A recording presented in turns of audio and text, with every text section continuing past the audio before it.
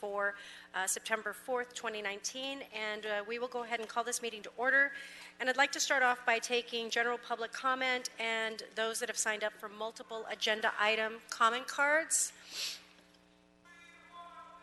And we're going to take, first on our list, Antonia Ramirez,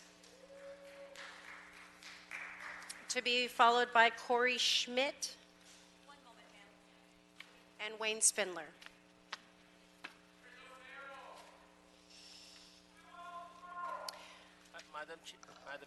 Madam Chair, Mr. Spindler's disrupted the meeting already twice. Okay. Before we've even gotten one. Mr. Spindler, this is going to be your final warning, and no more disruptions, or you will be asked to leave the meeting.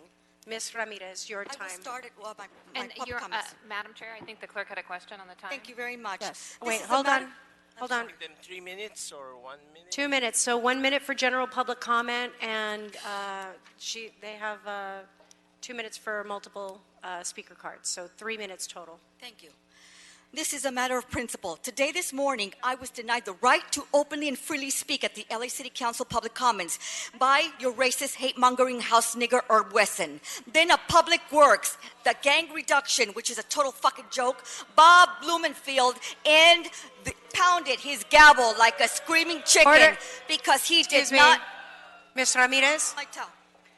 Could you hold my time? Everyone's going to have an opportunity to speak, and so we ask everyone to respect each other's time. Yeah, I do respect. I respect myself.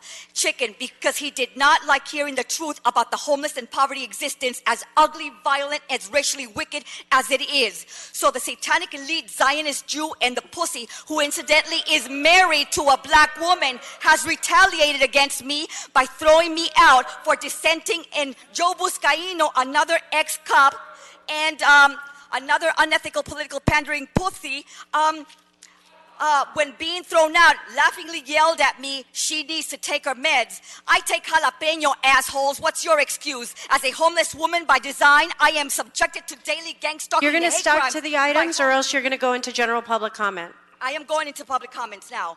And we are daily subjected to hate crimes and gang stalking by white trash junkies, by the Skid Row niggers, by Chango Latino gangbangers and wetbacks, who 90% of homeless males are bisexuals, trannies, and gays, and they prey on homeless women.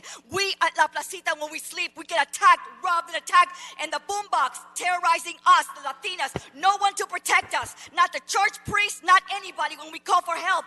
LAPD has been forced to come out and assist us when we got the Skid Row niggers stealing and robbing us every fucking night, yet nobody assists us, nobody helps us, and we are tired of that shit. It's got to stop. I don't play the race card, but they do. See how most of the fucking homeless are unethical, are criminals, are a danger. They need to be hospitalized, put in jail, or deported. We need to clean up and improve public safety. Thank Get you. the Your time is fucking niggers concluded. out of La Placita Your time is now. concluded. So those were comments about how we shouldn't restrict people from speaking at public meetings, just for the record. Right. So that brings us to Corey Schmidt. Corey, so you have 2 minutes for your multiple items and 1 minute for your general public comment. All right. Corey Schmidt for the record. I'll get to that in a second. Okay, so I want to talk about 1, 2, and 4 about affordable housing. I'm super down for affordable housing. I know that we're trying to subsidize this sort of thing. Looks like number 1 over in Sylmar, open plot of land. I feel like that's probably a really good spot. I was concerned about the west side on Missouri and Venice for number 2 and 4. I'm down if they're actually affordable, like more than just a certain percentage. If they're like fully affordable, that would be like, I'd be super stoked on that. But I'm concerned if it's just an excuse to build big. That's my big toss-up. But I'm super down for making the area more affordable because we have a really big problem over there.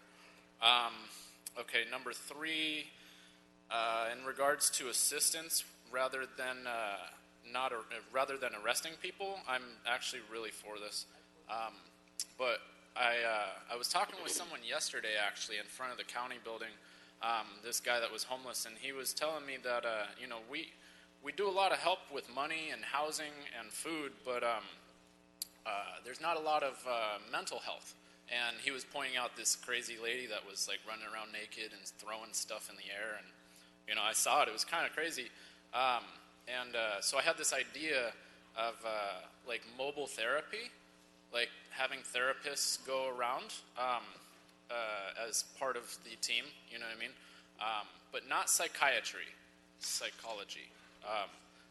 Talking about their issues, and then that could lead to education. And then crisis and bridge housing on Imperial for number 5, I say yes. And then some ideas on spending the HHH money on 6. I found these things to be beneficial, so housing and services. And now that brings you to your 1 minute of general public comment. Yeah, that's fine. So to continue that, I was just saying housing and services. And in terms of services, I feel like food, shelter, excrement, and therapy leading to education. Those are like my top things that I see. And then for my general public comment, I just want to let everybody know, I know you guys don't come to these very often. First Amendment guarantees that all speech is protected, even though it's kind of ridiculous sometimes. So I like to look at what we just experienced as illustrating the spectrum to allow you to feel comfortable. So, that's a little out of hand, but I feel like she and others that routinely come here provide some sort of gauge to let you know that you're able to say whatever it is you need to say, whether it goes against the status quo or whatever. You feel free to say whatever you need to. So that's my thoughts on everything. Thank you, Corey. Mr. Spindler, you have 2 minutes for your multiple items and 1 minute for general public comment. Yeah, for the record, they're torturing Wait, hold his Ramirez. time. Leave her alone. Hold his time. Leave her alone. Can you please escort Ms. Ramirez? She's disrupting this meeting. Oh, she's being accosted, lady. She's not disrupting. She's being attacked all the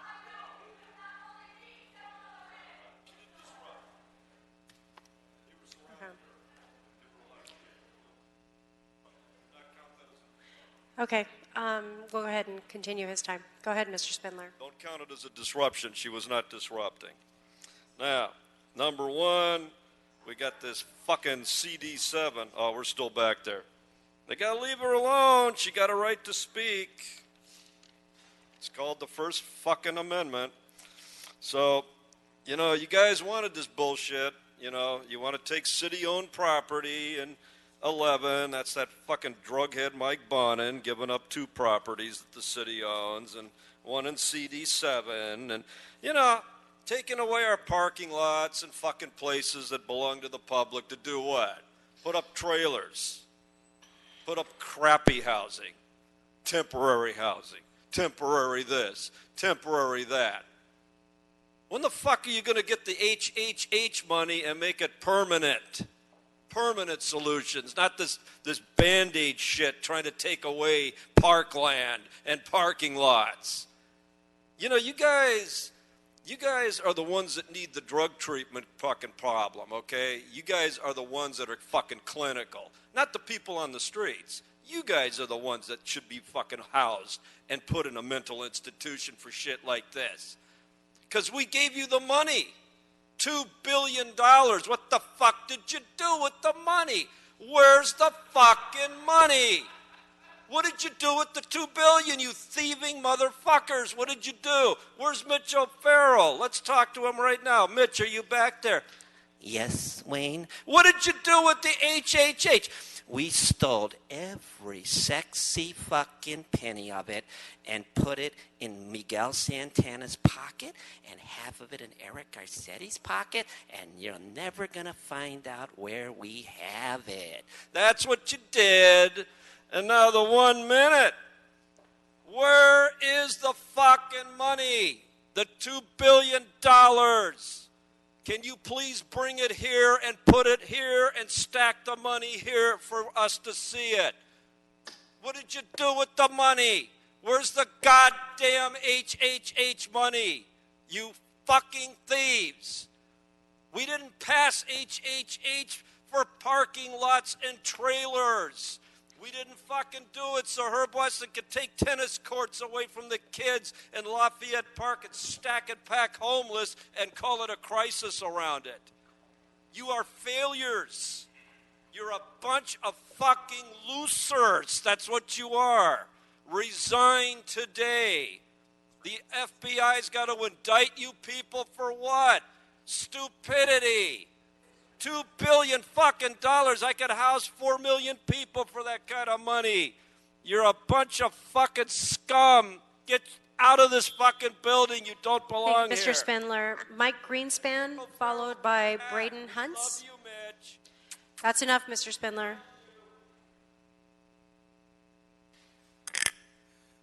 All right, Mike Greenspan, a Bruin butt-kicking Florida Gator, and I've got this divided up into two different groups as I'm speaking on 1, 2, 4 over city-owned property, and then 3 and 6 over support services. Now, it seems coincidental that our 1 is in Council District 7, and on the committee is the Council District 7 representative. And, of course, on item 2 is in Council District 11, and Mike Bonin is on this committee. And number 4 is in Council District 11. Mike Bonin is on this committee. It kind of reminds me of an article I read over 30 years ago about the late Kenny Hahn. He was on the Roads Committee, and every day he would take a different route to work and make note of potholes. And, of course, his stuff got fixed first. He was on the committee with the roads. Well, I see that similarity. Maybe it'll help reduce the cost by building on city-owned property from the $500,000 a unit I've been quoted it's costing for the homeless. Now, the support service money, I'm the guy that wants to bust the piñata. You know what I'm talking about, that Bruin football budget. Tens of millions of dollars, maybe even $100 million being wasted. So a team that's on its way to being 0-12, it's already 0-1 and 3 days away from their second loss, which will make it 0-2. And I mean, Chip Kelly lives real nice. He gets $3 million a year. You can get a nice house for that. $3 million would go really far in our homeless support services, and that's just the tip of the iceberg. I'm not going into what all the perks the Bruins have, all the money with the assistant coaches and everything else. Bust that piñata. There's plenty of homeless in Westwood. Thank you. Thank you. You have 1 minute for general public comment. Yes, let's continue on the busting the piñata. After all, your Bruins suck. They're not going to get anywhere. If they want to go bowling, have them go to the bowling alley. They're not going to a bowl game. And that money could be better spent on homeless support services. Plenty of homeless people in Westwood. Plenty of homeless people even in Pasadena. I mention that because Measure H is a county measure of homeless support services that got passed after Measure HHH. I think it was $1.2 billion at that point. And I wasn't for it. I knew that it'd get misused. I keep seeing these things about where's the mayor, where's the mayor. Well, I got a good idea. I can lead you on a clue. Find Glenn Dake. You'll find the mayor. After all, Mayor Garcetti, that's Glenn Dake's bitch. After all, we're getting fucked, and we're getting fucked royally. At least $1 billion, $1,200,000,000. Thank you. Braden Hunts, followed by Jacob W., Adam Smith, and Guadalupe Lara.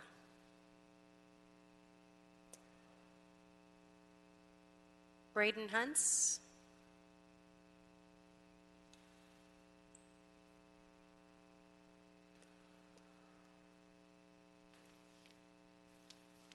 I'm not that person, but Oh, so who are you, sir?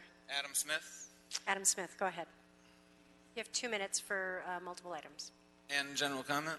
1 minute for that. All right. Good afternoon. My name's Adam Smith. I'm a full-time stay-at-home dad as well as a volunteer organizer with White People for Black Lives, the Los Angeles Community Action Network, the Services Not Sweeps Coalition, and the Culver Palms Burrito Project. While I do personal work to be mindful of my ego, which is I strongly believe all white folks should do, I think it's important to point out my status as a volunteer. The city spends so much on solving homelessness every day, on salaries for city employees from the Department of Sanitation, the LAPD, LASA, council district offices, etc. And what we as volunteers see is that in rooms like these, there's an incredible disconnect between words spoken, policy written, and meetings had with the actual impact on the ground with our houseless neighbors and friends. I will add that in over 8 years of doing outreach in Venice, while I've moved around the west side 3 times in those 8 years, the relationships I've built with folks are what drives me, not where the apartment I am privileged to live in happens to be currently located. It is an absolute shame that 4118 was passed out of this committee as amended 2 weeks ago. Despite Farrell technically being the author, it is the responsibility of this entire body that it was able to pass through this committee. Proponents of the amended law, including those who may say in private meetings that they believe it goes too far and that only some parts are good, claim that it is written to comply with the Martin versus Boise decision that came out of the Ninth Circuit Court. Anyone that isn't a politician or someone vying for some higher political position can easily apply logic and common sense to show that this isn't true. This law is furtherance of apartheid, like South Africa, like Palestine, not apartheid-like conditions, apartheid. This law will hand further responsibility to the LAPD to target, harass, and criminalize a houseless population that is 33% black in a city where black folks only make up 9% of the population. This law will further empower and task police to do what they absolutely shouldn't, interact with our houseless neighbors. Public comment? Yes. This body and the greater council as a whole relies on the word of city workers, of cops and sanitation employees, and seems not to care what actually happens. This morning in Council District 11, there was a sweep. The city's own paperwork said the area to be clean was just the block of Venice Boulevard under the 405 between Toller and Globe Avenues. So in compliance, houseless residents moved their belongings off of that block for the duration of the cleanup. The LAPD then subjectively moved the caution tape, kicking everyone out, and sanitation threw out the belongings of a number of people, including tents we, as house supporters, just replaced less than 2 weeks ago. This shit happens all the time. More laws and policies that reward LAPD with more money to criminalize poor people will only continue to make things worse. This is legalized apartheid. While we sit up here in City Hall, houseless folks are being abused, houseless folks are dying, and it's happening in your name. Rescind 4118. Thank you, Mr. Smith.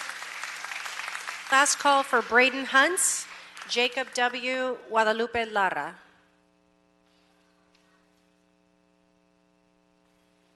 You are, sir? I am Jacob. Okay. So I have 2 minutes. 2 minutes for multiple items and 1 minute for general public comment. So is that 3 minutes total? Yes. Got it. Okay. Hi, I'm Jacob. I'm a law student at UCLA and a member of the Los Angeles Tenants Union Westside Local.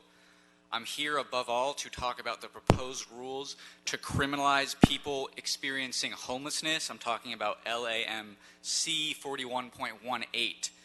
This proposal is absolutely inhumane, not to mention unconstitutional. These sweeps are ruining people's lives, and they're being done because the property owners want it to happen. That's the only reason, so don't try to pretend like there's a justification, like it's good for these people. You're doing it on behalf of the property owners who control this city. Something I want to make clear is that anti-homeless laws are anti-black laws. 1 out of 40 black people in Los Angeles experience homelessness, whereas for whites that number is close to 1 out of 500. People are paying attention right now. If you vote for O'Farrell's proposal to criminalize these people, I can promise that you will pay a price. You will be voted out of office. People will show up to your homes to protest. People will occupy your staffers' offices in City Hall or your district office. The staffers in this room are complicit too. If you work for Mitch O'Farrell or David Rue or Mr. Harris Dawson or Bonner Rodriguez, and you are supporting this and you are complicit in a regime that criminalizes black people, as Adam said, this is apartheid. Again, anti-homeless policies are anti-black policies. I implore you to give a strong rebuke to Mitch O'Farrell's and Eric Garcetti's efforts to criminalize the homeless. I also want to mention that the fires that we saw the other day, where was it, in Eagle Rock, are tied to this rhetoric coming out of City Hall that paints the homeless as less than human. People should not be dealt with by cops for just sleeping on the street. I get You have 1 minute. Is that right? The other thing on the agenda I saw about affordable housing on public land, stop looking to private developers to constantly develop this affordable housing. We need to bring back the public role in providing housing. Stop handing this over to for-profit entities. I work with the Hillside Villa tenants in Chinatown who are right now being evicted from an affordable housing complex owned by a white man in Malibu who runs it for profit. The current model is broken. Bring back public housing. Bring back social housing. Again, I came here about 41.18. Don't vote for it. People are paying attention. You will be punished if you do. Thank you. Guadalupe Lara and Steve Ducey.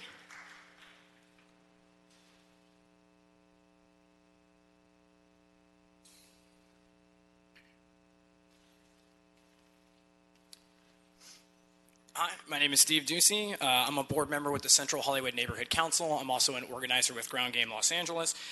With regards to item number 3, I actually have a community impact statement on file with this. I'm not going to take my full 5 minutes, but I did want to read a little something into the record from that about this item. We've known for a long time that drug addiction, drug abuse, these are things that are public health issues. They are not law enforcement issues. So it's really encouraging to see the city take a more nuanced approach to this and actually look at investigating something that's going to actually use evidence-based models for how we get people out of these problems. In 2016, the Global Commission on Drug Policy recommended, among other things, investing in evidence-based prevention, treatment, and harm reduction measures, which are the cornerstones of drug policy, ensuring equitable access to essential medications that relieve unnecessary pain and suffering, and the criminalization and incarceration for drug use and possession for personal use. On a personal level, I don't like the idea of the police assisting in a non-arrest program. I think if you're serious about making this a public health issue, it should be the Department of Public Health, which I know is LA County, but they should be the ones who are administering this, not the police. With regards to item number 6, the money from the Homeless Housing Assistance and Prevention Program, once again, LA Can's been saying it for 15 years. The Services Not Sweeps Coalition has been saying it for a long time. That money should not go to the police. If we're going to do anything for homeless housing, for assistance, and for prevention, these things should go to laws like making sure that Section 8 vouchers are accepted by all landlords, and doing actual things to prevent people from falling into homelessness, providing them with real assistance, rental subsidies, whatever. We need every tool at our disposal in order to make this a reality, and again, stop relying on law enforcement. I wanted to use the last 12 seconds of my 2 minutes and then go ahead and transition into my 1 minute of general public comment, again talking about 4118D. Hold on, let's start your 1 minute of general public comment. With regards to 4118D, I stand in solidarity with all the other organizations that are here as part of the Services Not Sweeps Coalition in saying that this proposed law is dangerous. It sends the wrong message. We recently uncovered that LAPD is participating in anti-homeless hate groups on Facebook. And these are people who are being deputized by LAPD to commit acts of vigilante violence against the unhoused. And we saw this happen in Skid Row. A man was burned to death, Darrell Fields. We saw this in Eagle Rock, where somebody was attempted to be murdered by the son of the president of the Eagle Rock Chamber of Commerce. And if you create laws like this, you embolden those people to create a complaint-based model where you now have the system in place where we can say, this person is breaking the law. And a homeowner will contact LAPD, and they will come out and they will cite them, they will move them along. And move them along to where? To somewhere else, where there isn't enough housing, where there isn't enough safe parking. And what you're going to do is you're going to create the conditions for more crime to be perpetrated against the unhoused. Mitch O'Farrell said that danger lurks in homeless encampments. Danger lurks in homeless encampments for the unhoused. Okay, thank you.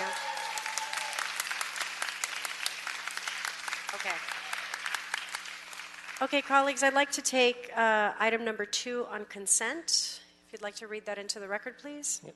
Item number 2, Housing, Community Investment Department and City Administrative Officer reports relative to requesting approval to amend the Disposition and Development Agreement, contract number C131167, for the development of affordable housing on the city-owned property located at 11950 West Missouri Avenue. Thank you. If there are no objections, we'll go ahead and take that on consent. Seeing none, that'll be the order. And then we will call item number 1, please. We do have 3 speaker cards for item number 1. Item number 1, Los Angeles Housing and Community Investment Department and City Administrative Officer reports relative to requesting approval to amend the Disposition and Development Agreement, contract number C130916, for the development of affordable housing on the city-owned property located at 11681 West Foothill Boulevard. Thank you.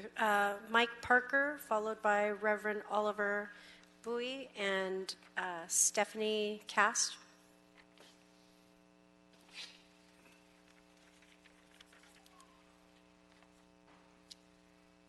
Yes, good afternoon. I'm Mike Parker, and I live in the CD9 area, although I'm throughout the city. As a mental health professional working in inpatient psychiatry and recognizing how much of that is now in our urban streets across the states, I'm in support of this measure and for funding going into this type of housing, getting our brothers and sisters off the streets, but I'm truly more in favor of this kind of funding, reaching out to associated with this type of housing, mental health services, because I am concerned if we house people who are in need of better services, like similar to what our state facilities used to provide, that we may be opening the door to a much bigger problem once people come inside and are unstructured or whatnot. So I'm in support of this, but yes, please also, in addition, provide mental health services all the way around for those in crisis. Thank you. Thank you. Reverend Oliver Bowie and Stephanie Richard Cast.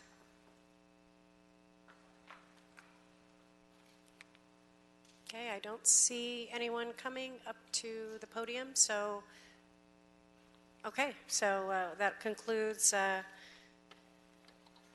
public comment on that item, so we will go ahead, colleagues, without objection, we'll go ahead and adopt that, move those items forward, and that brings us to item number 3, please. Item number 3, motion Wesson Harris Dawson relative to instituting a program that prioritizes treatment instead of arrest for persons suffering from addiction and substance abuse, using the Angel program as a model and exploring the potential for a partnership with a nonprofit like Police Assisted Addiction and Recovery Initiative for the purpose of implementing the program. Thank you. We do have an amendment at the request of CD10. I'd like to amend the motion's moving clause to remove LAPD and add city attorney instead of LAPD. Move to approve the motion as amended. Without objection, that'll be the order. That brings us to item number 4, please. Item number 4, City Administrative Officer report relative to recommendations for the disposition of the city-owned portion of the property located at 12901 through 12909 West Venice Boulevard, APN number 425-018-900, as an affordable opportunity, as an affordable housing opportunity.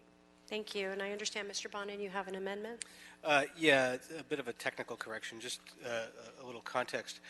This is a publicly city-owned piece of property in my district in Mar Vista, neighborhood I live in, that is 89% owned by the city, 11% owned by the Disability Community Rights Center.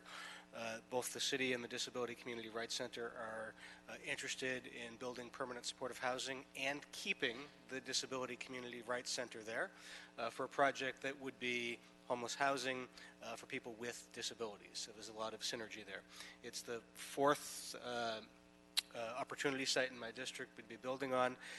I just thought the language of the CAO recommendation didn't quite reflect for me what the intention was of this, and did not make clear that it says it would be for mixed use for commercial development and housing. I don't want there to be any impression internally or externally that there is any commercial development here. For the Disability Community Rights Center to remain, it needs to have part of it zoned commercial. And I want to be clear that this is not just any housing, that this is supposed to be permanent supportive housing and some mix of affordable housing. So I just want to amend the CAO recommendation to item 3 to authorize HCIDLA general manager or designee to release a request for qualifications and proposals or request for proposals to select a qualified development team to create a mixed-use development with homeless or permanent supportive housing, comma, commercial space to allow for the continued use of the DCRC headquarters and independent living center and parking at the subject property. I just want to make sure it reflects the intention of the motion and what has been said to the community and publicly. Thank you. Got that? Okay. So I'd like to move to adopt as amended, and without objection, that'll be the order. Thank you. That brings us to item number 5. Item number 5, continued from August 21st, 2019, Municipal Facilities Committee report relative to a new sublease agreement with the Salvation Army for operation of a crisis and bridge housing facility located at 2316 East Imperial Highway for a term of 3 years and a rental fee of $0. Thank you. We do have one speaker on this item, and that is Johan Heilman. Johan? Okay, I don't see anybody responding, so we will go ahead and conclude that comment card. And I understand that we have a technical amendment to make on item 5. Ms. Barkley? Oh, the CAO, okay. Thank you. There we are. If you'd like to go ahead and read the amendment. Hello, yes. Halim Rotolo, CAO's office. It adds the recommendation that the Los Angeles City Council, subject to approval of the mayor, authorize the Department of General Services to negotiate and execute an amendment to the master lease with the Housing Authority of the City of Los Angeles for 2316 East Imperial Highway to extend the lease term so that it expires the earlier of 3 years after the issuance of the certificate of occupancy for the on-site bridge home improvements, or October 31st, 2022, and amend the recommendations for the report that the Los Angeles City Council, subject to the approval of the mayor, adopt the recommendation of the Department of General Services report dated July 25th, 2019, with the following amendment. The term of the sublease with Salvation Army shall expire the earlier of 3 years after the issuance of the certificate of occupancy for the on-site bridge home improvements, or October 31st, 2022. Thank you so much. And I'd like to move we approve that report as amended without objection. That will be the order. Thank you. And that now brings us to item number 6. Item number 6, motion O'Farrell, Krikori, and Wesson Blumenfield relative to the Homelessness and Poverty Committee scheduling a hearing to solicit comments from stakeholders on how the city should prioritize and expend the homeless housing assistance and prevention program funding, and instructing the city administrative officer and chief legislative analyst to take into consideration the mayor's proposed categories, stakeholder comments, input from city departments, and priorities from council homelessness day hearing on June 26, 2019, and provide recommendations to council on Hap funding categories. Thank you very much. Now, I want to thank the audience for all being here to participate in this process. We do have 93 speakers on the queue. And again, our purpose for this item today is to solicit comments from stakeholders on how the city should prioritize expending Hap funding. Our CAO and CLA will consider all of the comments from today, from the Council's Homelessness Day hearing held on June 26, 2019, and from city departments, including the mayor's proposed categories. They will then come back with recommendations for this committee and the council to consider. That said, we will go ahead and begin taking comments, but I also want to let you all know that you are also free to submit your comments to the council file, which will be also included as part of the record. And so with that, we will go ahead and begin. Several have signed up for both general public comment and this item, but for the purposes of respecting everyone's time, of the 93 individuals that signed up, we're going to first just take item number 6. So calling up Jerry Jones, Cynthia Chagoya, James Winfrey, and Claire Okeke. And you have 1 minute each.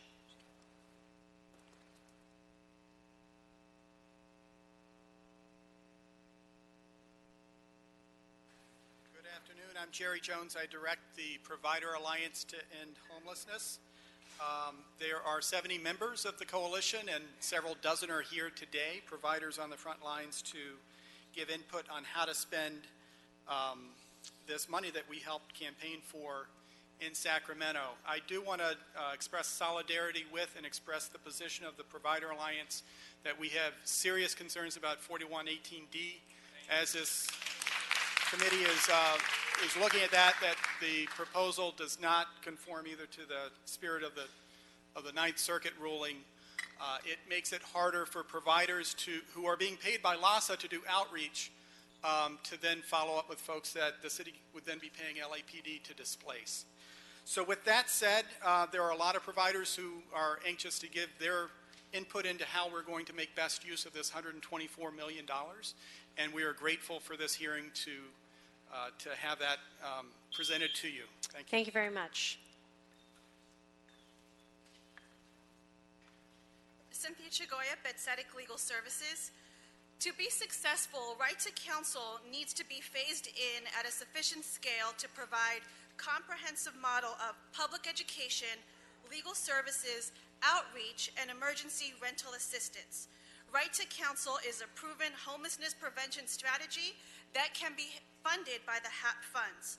While the city has committed $3 million to start the program, an initial phase-in needs to be funded at about $10 million in order to reach the impacts that already exist in places elsewhere. Funding at too low of a level would prevent the city from seeing the potential impacts of the program. Hap funding should be used to make up the difference between the current projected funding and the $10 million needed, and we at Betsedic ask that Hap funding be used for that purpose. Thank you. Thank you. Hi. Good afternoon.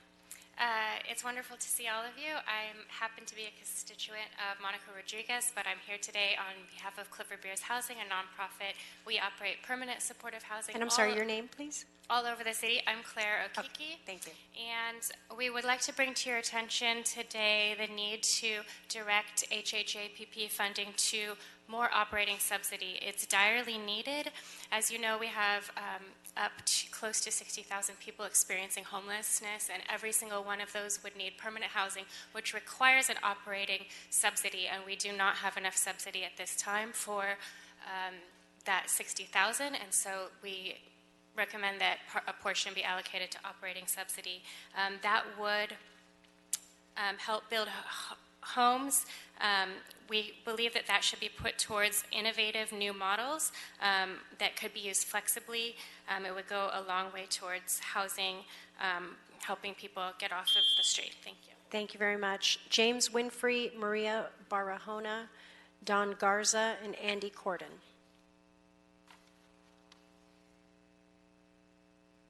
Please introduce yourself when you come to the mic, please.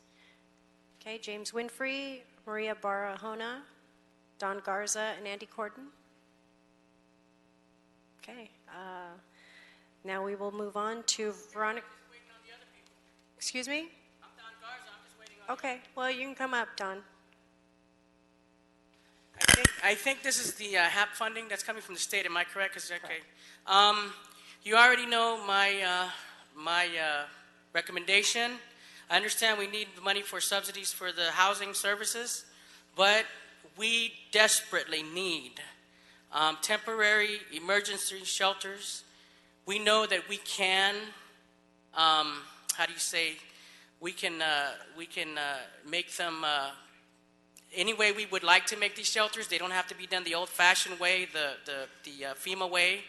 They can be done the Red Cross way. We can tailor-make these temporary shelters, the end result being, of course, housing. No more bridge shelters. We need temporary housing, emergency shelters. People are dying on the streets. We're looking at close to 1,000 or even more dying this year on the streets. We need that temporary emergency housing. Thank you very much. Andy Corden, Veronica Mesa, James Gilliam, and Simon Costello.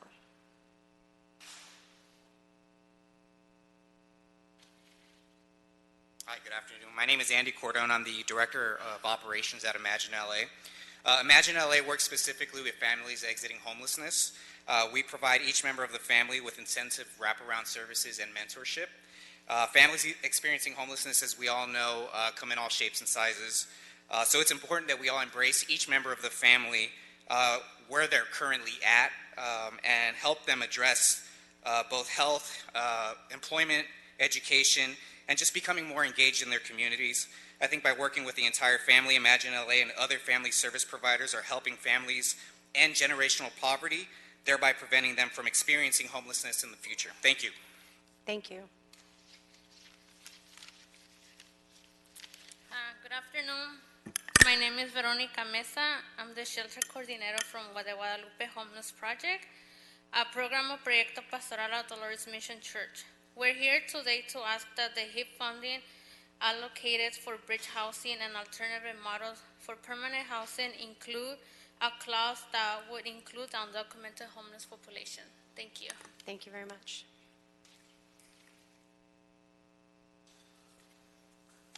Good afternoon. I'm James Gillum, the director of the Lawyers Preventing and Ending Homelessness Project.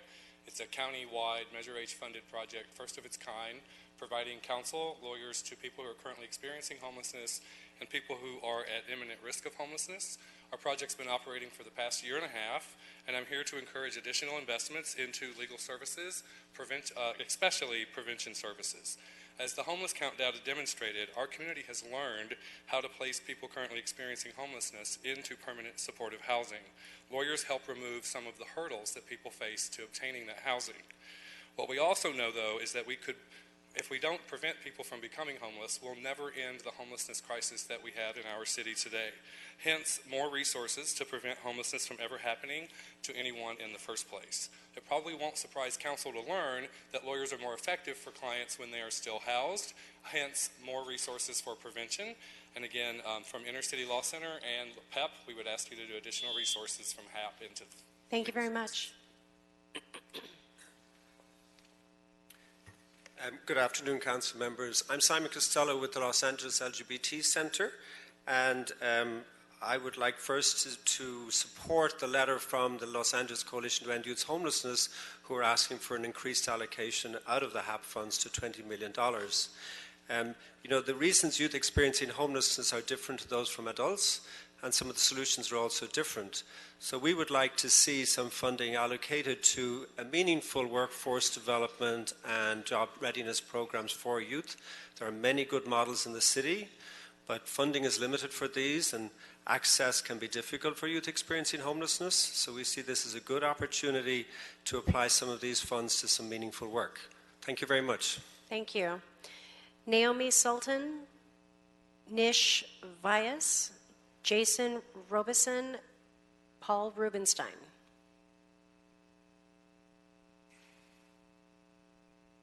Please line up, and then we can make sure we get everyone's comments in.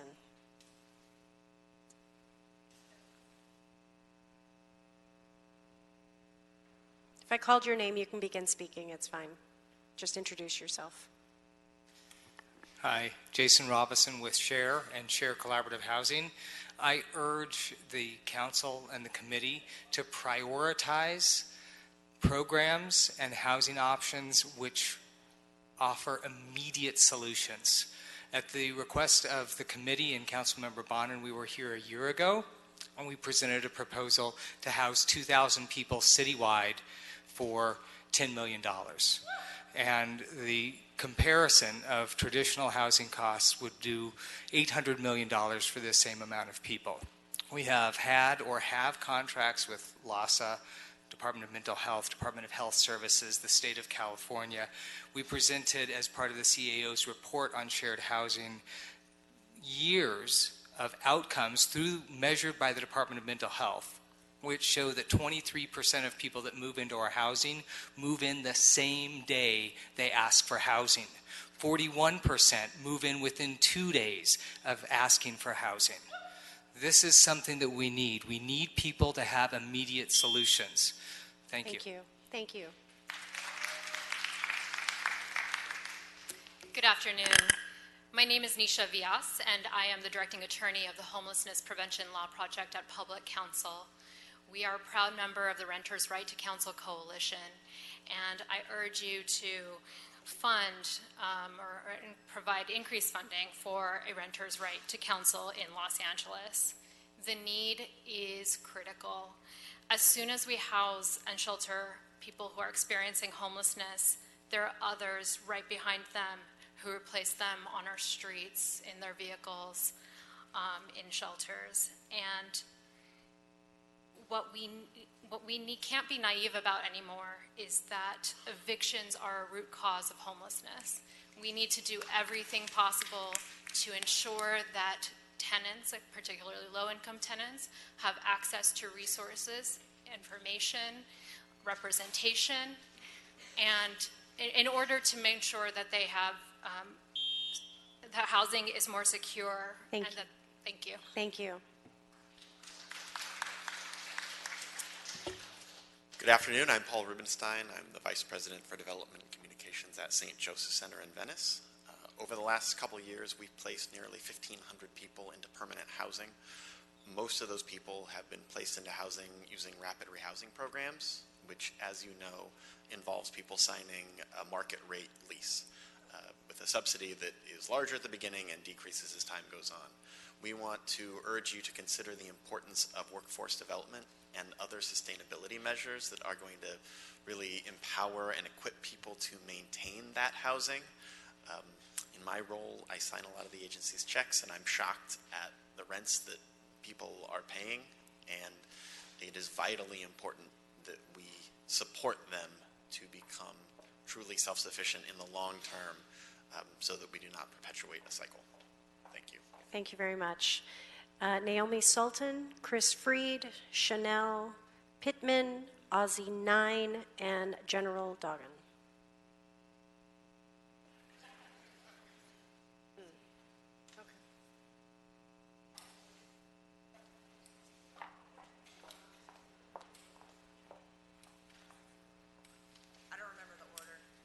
You don't have to just go ahead and introduce yourself if I called your name. Perfect. Hi, Chris Freed, LA Family Housing. A couple of key factors I think that are important to think about. First is that there were a number of different failed systems that have led to what we've seen outside, and the provider community has somewhat become a catch-all for poverty, even though we don't control the factors that have led to the huge increase in inflow into the system. While bridge housing is a critical component, and I won't argue that at all, I still think that we need to also think about the back end to make sure that we have the number of solutions for the back end. So things like rapid rehousing and the stabilization services are absolutely critical to keeping people in housing once we get them in there. And then further, I would recommend that there's a greater emphasis on prevention, problem solving, and diversion. Thank you. Thank you.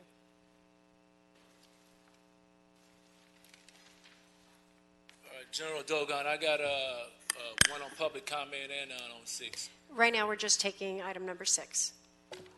Just number 6. So I don't get 2 minutes? 1 minute. Can you start my time over? Because basically, I'm just here to, to shut y'all down. You already know that. This committee, since day one, since she was founded, has been nothing but a failure. Founded in 2016. We was here when you first declared homeless state of emergency. You just had $1 billion go through your hands last 3 years, and not one person been housed. Governor Brown, before he left office, he gave, $80 million in heat money, which $20 million came to Skid Row.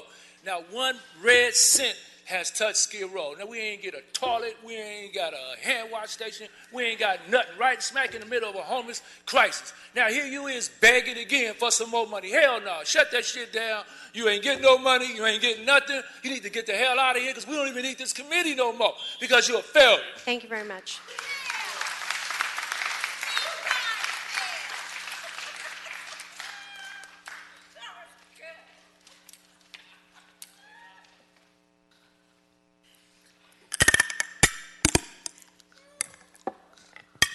I have no idea how to follow that. My name is Cheryl Pittman. I'm actually not a provider of services, so I've just been here listening, and I'm very confused. My thing is this. Someone needs to look into doing something to make the Ellis Act no longer apply to LA County. Because, here's my thing. Landlords are using the Ellis Act to evict people that are disabled, that are pulling houses off the market, who people are renting. They're pulling them off the market just because they can. If you're going to allocate money, do it for the services that people ask for. They know more about it than me. But take $25,000 and study what the Ellis Act actually does and do something to repeal that. Thank you very much. Thank you.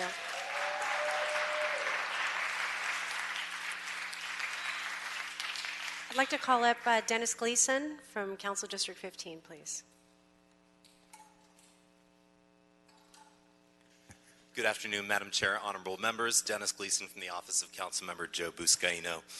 In September of 2017, Councilmembers Buscaino and Blumenfield introduced a motion requesting the CAO investigate the feasibility of contracting with a social service organization to employ the homeless to pick up litter off our streets. The CAO came back with a report recommending a one-year pilot program with Chrysalis, who several of the business improvement districts downtown contract with presently. Unfortunately, by the time the report was heard through the various council committees, the funding sources that had been recommended for the program had already been used up, namely the unappropriated balance and the HEAP funds from last year. The program was placed on the wait list for this year, and we'd just like to request the committee consider this request in the next round of HAP funds. It's received a great deal of positive feedback, both from the LA Times and from the public, and we appreciate your consideration. Thank you very much. Ozzie Nine, Jed Perriott, Theo Henderson, and David Bush. Excuse me? David Bush, we're taking you off? Okay.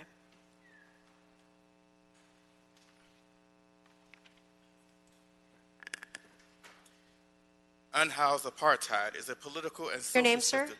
Theo Henderson. Unhoused apartheid is a political and social system in Los Angeles, California during the era of the housed majority rule and enforces discrimination against non-housed people. America has a legal precedent. I am the third generation descendants of discrimination. Jim Crow was state and local laws that would enforce segregation in the United States. Today, I stand here sharing my experience having my civil rights violated by the city attorney, city council, neighborhood prosecutor, business improvement district, and a discriminatory public. They see me as my ancestors were seen as 3/5 human. The definition of domestic terrorist is a premeditated, politically motivated violence perpetuated against non-combatant targets, subnational groups, or clandestine agents usually intended to influence an audience. Ordinance 4818 is the result of a domestic terrorist actions of a morally bankrupt city attorney, council, and mayor. Thank you. Sorry, before my time begins, did you just get rid of our general public comment? Is that We're what's holding happening? it to the end. We got to get through item number 6. So you're going to let us speak at the very end? Would you like to speak on item number 6? Or? I signed up for 2 items, general public comment and item 6. Right. You will have general public comment when we open up general public comment. Right now, we're on item number 6. All right, start my time over then. Go ahead, sir. Start my time over. Go ahead, please. I want my 1 minute. Okay. Restart the time. You're violating the Brown Act. Restart my time. For Ms. Bennett. No more disruptions from the crowd, please. We're trying to get through 90 people. So this is a city council that is trying to violate our rights right here, not let us speak about an ordinance that would criminalize homeless and actually restrict and would disrupt people from getting services and housing. And they know it. They damn well know it. You know it, Marquise Harris Dawson. You voted yes 2 weeks ago, along with David Rue, who said it sounds good. Apartheid and banishment sounds good. Doesn't it, Marquise? Thank you. So, Ozzie Nine, are you here? Ozzie Nine, are you here? Peggy Lee Kennedy? Henry Rozzo? Craig R. Caleb Havens?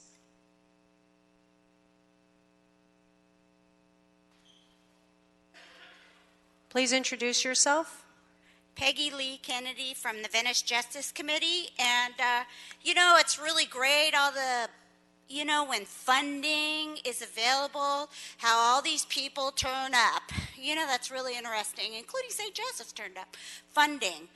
Our organization is not part of your funded continuum of care. But we work as volunteers tirelessly. And guess what? The police are never on the right side, almost never. And this should not be funded in this budget. I really hate to see more police funded for so-called outreach. Mr. John Penny received outreach and he was shot. And now, as a mentally whatever ill person, he's in jail. That's the services that we provide for people who are homeless and have mental illness. Jail. That's what the city does. And then you're going to give all this funding Thank you. away. Thank you.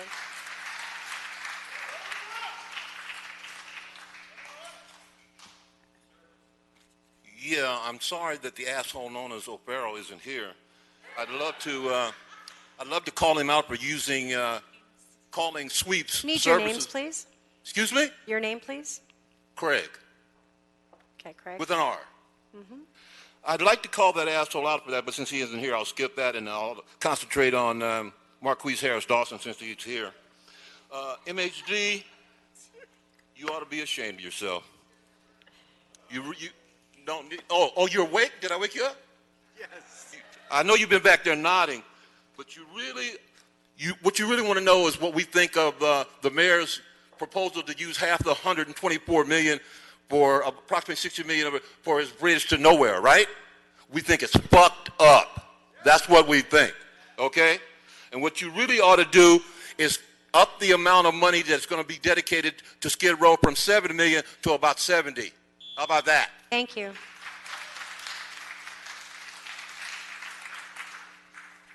Hi, my name's Caleb Havens. I'm a service provider. I work at a soup kitchen run by the Los Angeles Catholic Worker on Skid Row.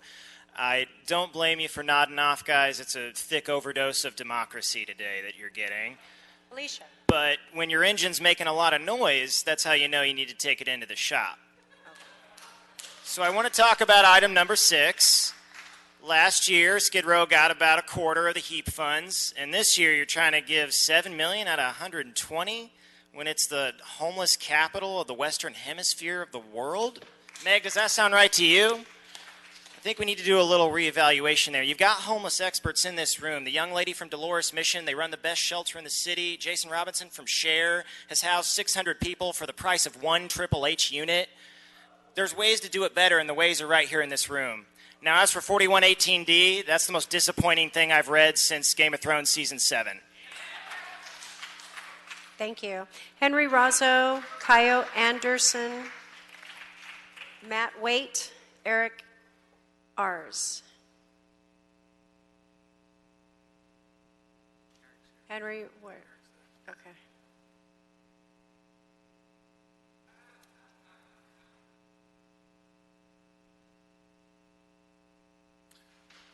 Hi, I'm Matt Waite. I'm a resident of Hollywood and a member of the Services Not Sweeps Coalition. I was moved to leave my job early to come here and speak to you today because I'm horrified by the proposed changes to 4118D. This is on the Hap Funding Additional show. limits on sidewalk sleeping are so restricted that they effectively banish people who are homeless from the city of Los Angeles. After these proposals changes force them to leave LA, how will they get to work? How will their children get to school? How will they access services? These proposed changes strip them of their humanity by blocking them from meaningfully participating in public life. Not only that, the proposed law also gives virtually anyone who does not like the sight of a particular unhoused person to conjure up a reason to have them arrested. Instead of treating people who are homeless as potential criminals or disease vectors, how about you treat them like human beings and stop trying to sweep away the traces of your failed housing policies? 4118D needs to be cleanly repealed, no amendments, no criminalization. Thank you. Let people rest. Madam Chair, as a reminder, that ordinance is not on the agenda. Thank We're you on very much. Number 6. For public comment, excuse me, you're going to be respectful and you're not going to yell in these chambers unless you're at the microphone you have your time. Sir? Hello, my name is Kayo, not Kayo, and I want to just acknowledge all the smiling faces. Say, smiling faces sometimes they don't tell the truth. Smiling faces, they lie.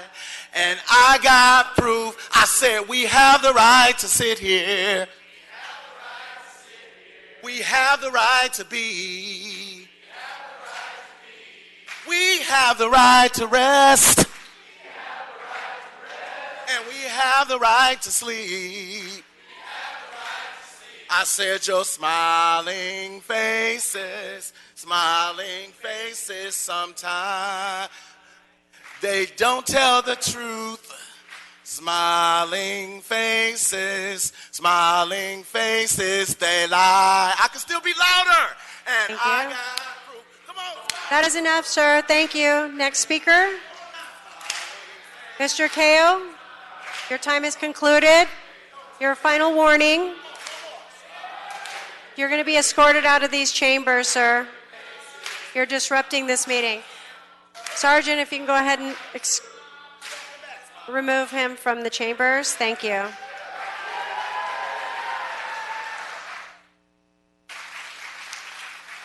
now if I sing a song, then it's... Your name, sir? Hi, my name is Eric Adas. I'm with the United Way of Greater Los Angeles. When we consider the uses for any and all resources committed to address the homeless and housing crisis, including HAPS, we need to make sure that we are serving the most urgent needs of our unhoused neighbors. This includes, yes, permanent housing, interim housing, but it must also include critical public health resources such as access to restrooms, waters, and showers. We also need to make sure, however, that however we allocate these resources, that they are dollars that aren't wasted and compromised due to other policies that harm the very same people we are trying to help. This includes things that are proposed in the 4118D proposal of Councilmember Farrell, which the United Way and the Everyone In campaign oppose as they are incongruent with the sustainable public health-centered approach that the city is adopting. And so we ask that however these dollars are spent, they are done in a way that supports unhoused neighbors and doesn't harm unhoused neighbors like 4118. Thank you. This is the final call for Henry Rozo, Skip Koenig, Adolfo Alzafar, Johnny Coleman.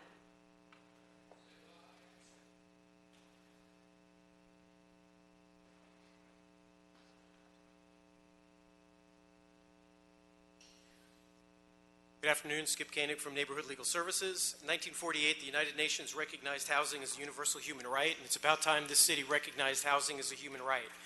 We're here to speak in support of using the HAP funds for the Right to Counsel. Right to Counsel provides counsel in eviction cases to those at 80% of AMI. Counsel in eviction cases is proven to be proven to be a remedy to keep people housed. In New York City, they've shown that 10% of landlords currently, we know that based on the success of the Shriver Civil Counsel Act, 70% of tenants represented by counsel have a chance of avoiding homelessness. We know from New York City that 84% of those tenants who had an attorney under Right to Counsel remained in their homes, and that the evictions were down 14% citywide. In those zip codes with Right to Counsel, they were down 64%. We know that LA is housing more, but we're still having more falling into homelessness. We need to keep people in their existing homes. Right to Counsel is a remedy. Thank you. Thank you. Go ahead, sir, if you can just introduce yourself if I've called your name. Perfect. Good afternoon. My name is Adolfo Alzafar. I'm an organizer with the Everyone In campaign powered by United Way. Whenever there are resources, we need to make sure that they serve the unhoused and support their most urgent needs. On behalf of Everyone In, 100,000 members countywide, I'm here to stand with many partners and allies and join them in opposing the proposed changes to LAMC 41.18. The proposed changes to 41.18 are unreasonable, harsh, and virtually impossible for unsheltered residents to abide by. They are inconsistent with more recent actions Stick by to the item city. 6, please. The chances to 41.18 will not help. The changes will not help our collective efforts to decrease the amount of Sir, unsheltered... item 6 is about funding. Yes, I know. At Everyone In, as I said, there are resources. Whenever we have resources, we need to make sure that they serve unhoused folks and support their most urgent needs. And we cannot let something like the amended changes of 41.18 happen because it doesn't help us at all. Thank you so much. Have a nice day. Bye-bye.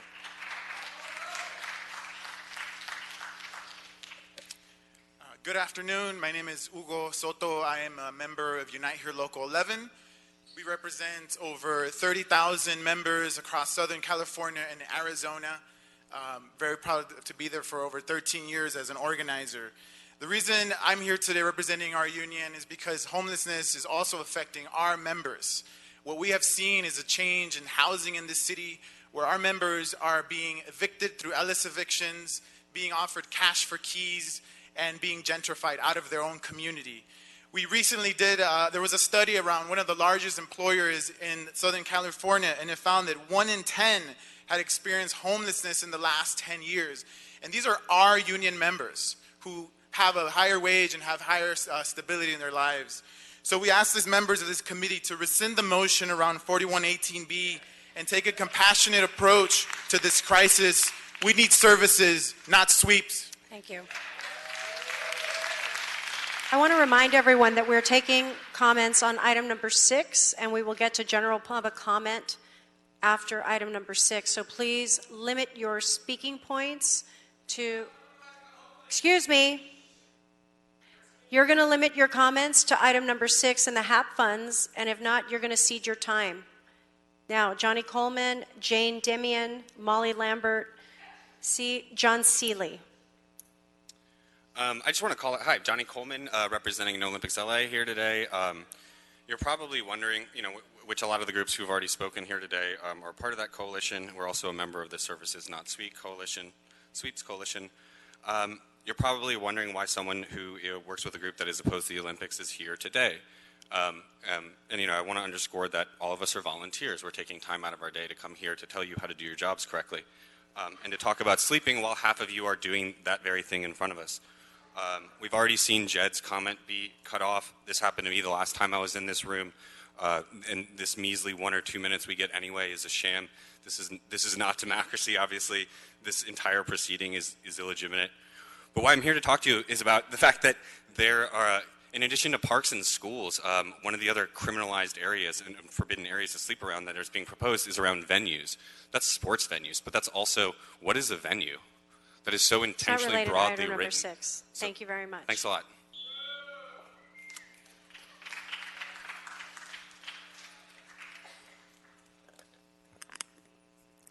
My name is Jane Demian. I'm a member of the LA Tenants Union and DSA. I'm here to talk about Hap Funding. I would like to say, first of all, that Hap Funding should not be used to criminalize the homeless. Housing is a human right. Our tenants in Los Angeles are being evicted through the Ellis Act, through cash for keys, through illegal evictions.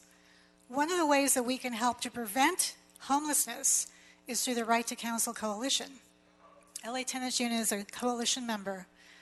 The Right to Counsel Coalition is very useful to help prevent evictions. We are seeking funding from the Hap money, $7 million to make a total of 10. This is very, very important for this work.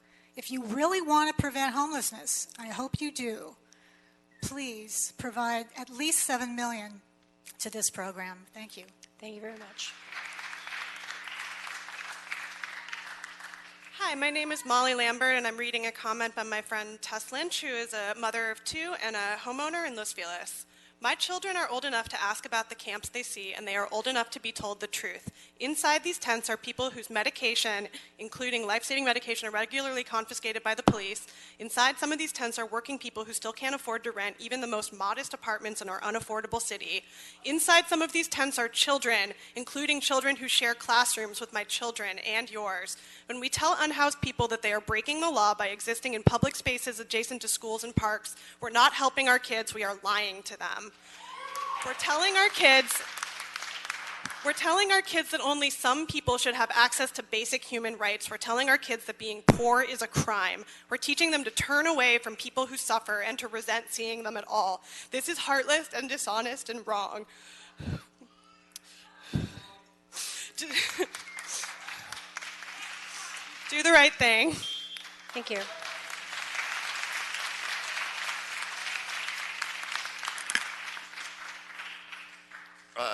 My name is John Seeley. I'm with DSA, former chair of the ADA Foundation. Hap funding, however it is spent, should not be expended on criminalization of the homeless. What you've been proposing in 4118 is to create a class of people who are a public menace and a public threat with absolutely no evidence behind it. What is to justify keeping unhoused people away from parks and schools? Who has been responsible for crimes at schools? If we look at the history of school shootings, it is largely not, it's never the homeless, it is largely students, it is young males 15 to 25. Why, parks are necessary places for the unhoused people to get water and use the bathroom facilities. And, we can't be using Hap funding to create public health hazards as suggested. Thank you very much. Kyle Scott, Amy Turk, Marian Sanders, Susan Kolkowicz, and Becky Dennison.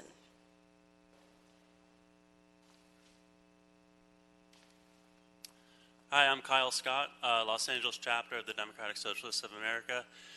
This morning I was helping an unhoused neighbor of mine, an elderly woman, drag her tent in the 90-degree heat across the street, only to find that the LAPD had expanded the zone that they were going to sweep, and she lost her tents, just like many of my other unhoused neighbors. The proposed revisions to 4118D... This is on Hap funding, sir. This is on topic because any money spent on the Hap funding is going to be undermined directly.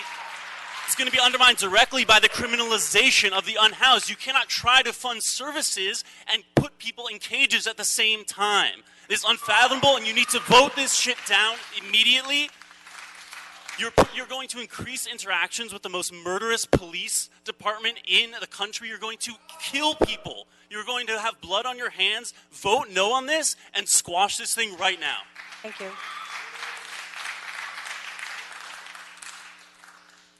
Good afternoon. Good afternoon. Good afternoon, council members. I'm Amy Turk with Downtown Women's Center. We're a part of the Providers Alliance and in support of a letter submitted through council file with recommendations on how to build strategies that would address the needs of women experiencing domestic violence. But I'm here today as the chair of the Los Angeles Central Providers Collaborative, an alliance of 28 organizations and community members in the Skid Row and Central City areas of downtown. Our input helped formulate how the $20 million was spent through, or will be spent through the HEAP process, and we're here today to request an additional $20 million at minimum to the Skid Row community. And we're appreciative that the mayor's office, the CAO's office, and that Councilmember Weezer's office attends our LACPC meetings to help us build out our strategies. And we have submitted our specific requests also from LACPC and council file. Thank you. Thank you very much.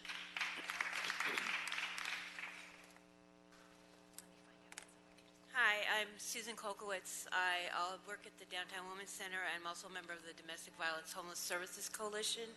And I just wanted to ask that you keep the intersection between domestic violence and homelessness in your minds, because I myself experienced domestic violence, which led to a year and a half of homelessness. The current system does not differentiate nor provide any solutions for survivors of domestic violence. So after 3 years of that, I then had to spend 365 days outside until I was chronically homeless. I urge you to supplement the county's, and I guess the HUD solution, which is that you're not qualified for any assistance until you're chronically homeless. And that would be such an amazing thing if I could have been prevented that experience from going from domestic violence to some kind of transitional and then permanent supportive housing. Thank you very much. Thank you.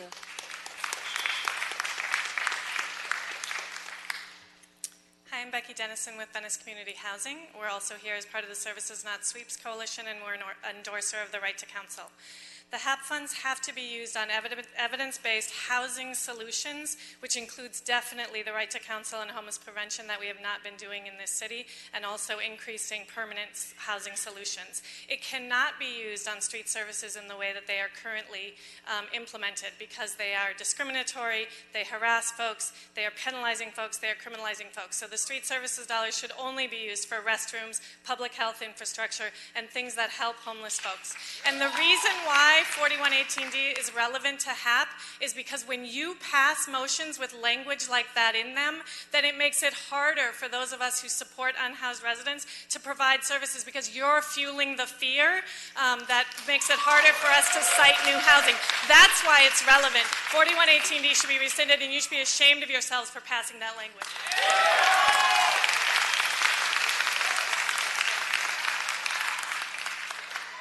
Hi, my name is Marian Sanders. I'm with the Homeless Outreach Program Integrated Care System. We're also a part of the Provider Alliance, and I'm also representing the SPA 6 Homeless Coalition.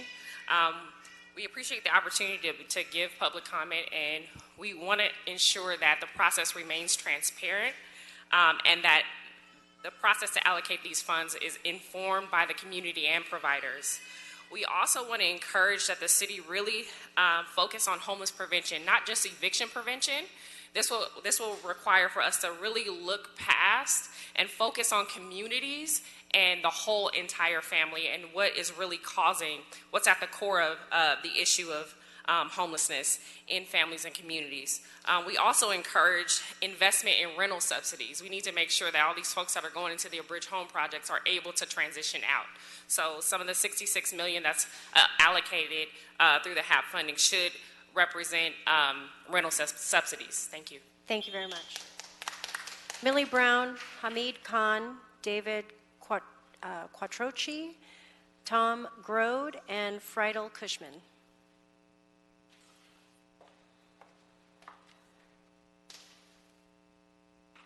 Please introduce yourself. Good afternoon. My name is Millie Brown, and I'm an advocate for the Domestic Violence and Homeless Services Coalition. And as a survivor of domestic violence and homelessness, I am here today to ensure that other survivors have access to care and services that I did not get when I was homeless.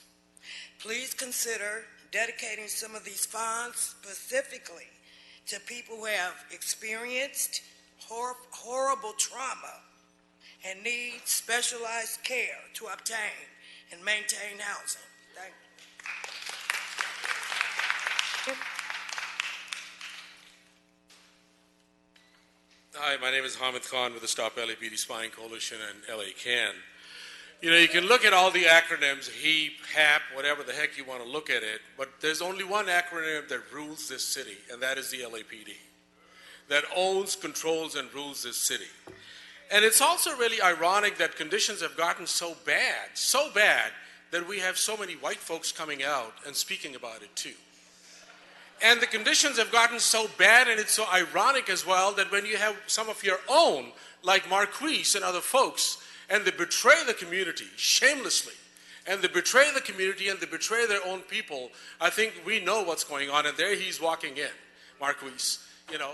I mean, it's really shameful. It's really shameful, and I wonder that what do we go and tell some young people at Community Coalition and various other organizations where you're trying to leave your legacy? I mean, if this is what it's going to come down to, then we know that we have other means that we have to take over. So this is really bullshit, and this has to stop. Thank you.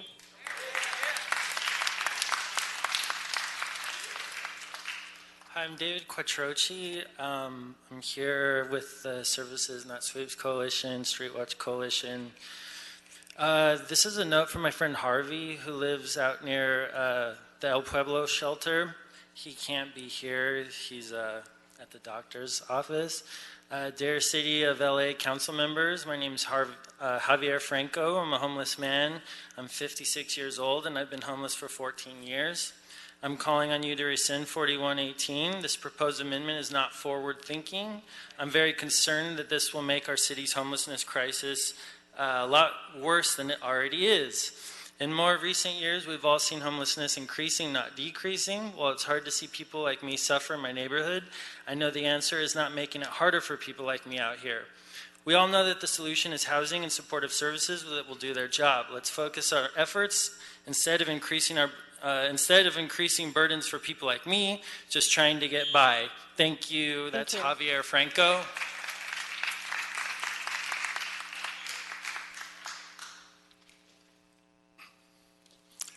I'm Tom Grody, and I've been focusing on Skid Row for the past 7 years. The financial infrastructure for the first 5 years was money went to LASA, and if you're one of the large nonprofits on LASA's list, that meant you got a LASA ATM card, and when you needed money, you went to the Bank of LASA to use it. 2 years ago, something happened in Skid Row. Elisa Orduña, the homelessness policy director for Mayor Garcetti, reached out to Skid Row on the grassroots level, tapped into things already happening, and from that came the Skid Row Community Refresh Spot. Everyone now looks at the Refresh Spot as a model. It is a model. And so now that something is in place that is truly community and resident based, now is not the time to reduce money to Skid Row. Skid Row needs the $20 million it got from the HEAP, not the proposed $7 million, at least $20 million, because now is the opportunity to really make a difference. Thank you. Hi everyone, my name is Fradel Cushman. I'm a local human living down the street. I'm here with Services Not Sweeps Coalition, also the Los Angeles Central Providers Collaborative and the Skid Row Community Improvement Coalition. I'm advocating that Skid Row receives at least $20 million more in HEAP funding, and that social service or homeless service design emanating from the Hap Funding and all homeless service design needs to be centered around resident-led, peer model, community-based systems for public peace, public safety, and public health. That's resident-led, meaning neighborhoods of highest acuity, South LA, East LA, Skid Row, Pacoima. There are neighborhood infrastructure already in place at the grassroots and resident level. The city and the county need to be partnering with the residents of the neighborhoods mostly affected by criminalization, by incarceration, by homelessness, and by racist policy. Thank you. Thank you so much.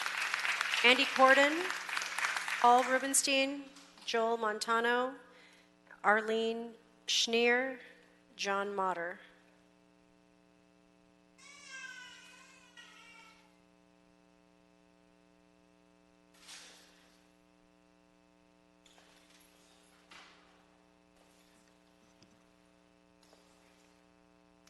Hello, my name is Arlene Schneer, and I'm from the Division of Adolescent and Young Adult Medicine at Children's Hospital Los Angeles.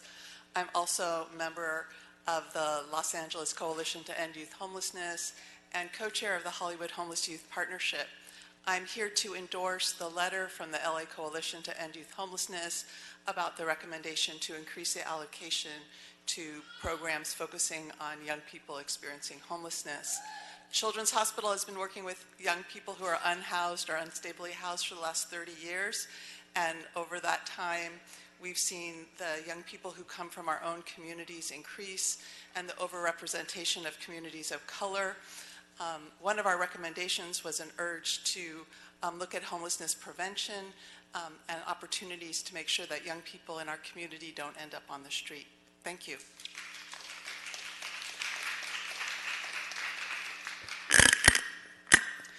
Good afternoon, Joel Montano, UCLA Urban Planning student and summer fellow with Liberty Hill Foundation. I am here to request that funds be allocated towards tenant right to counsel. A minimum threshold of $10 million needs to be met so phase one of right to counsel can be adequately funded and operated. Evictions lead to homelessness. 63%, almost 2 in 3 homeless Angelenos are experiencing their first episode of homelessness. As a previous tenant organizer, I saw firsthand the predatory landlord behavior of using eviction filings as a weapon to generate enough stress and fear to force tenants out of their homes because their employment and health were put at risk. One tenant leader I worked with had 3 unlawful detainers filed against her within a window of 5 months for the same reason. The reason, an unauthorized occupant, which was her husband. She was able to get representation and win her case, but not many tenants are able to have this success as her. We need tenant right to counsel to be funded to fight back against predatory landlords. Thank you.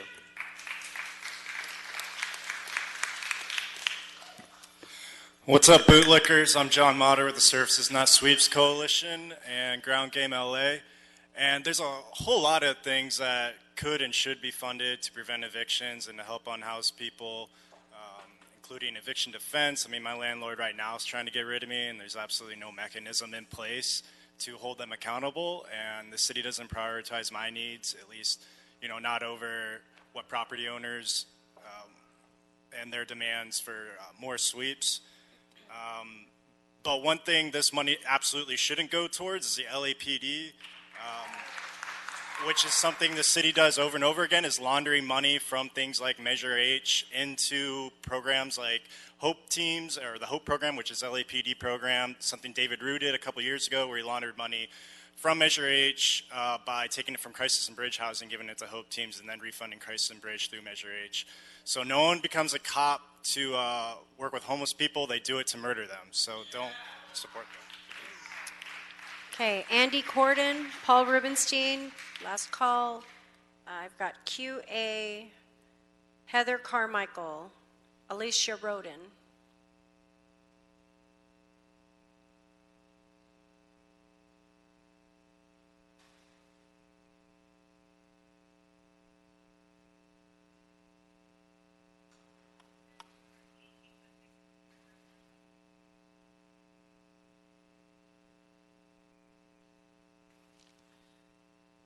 Good afternoon.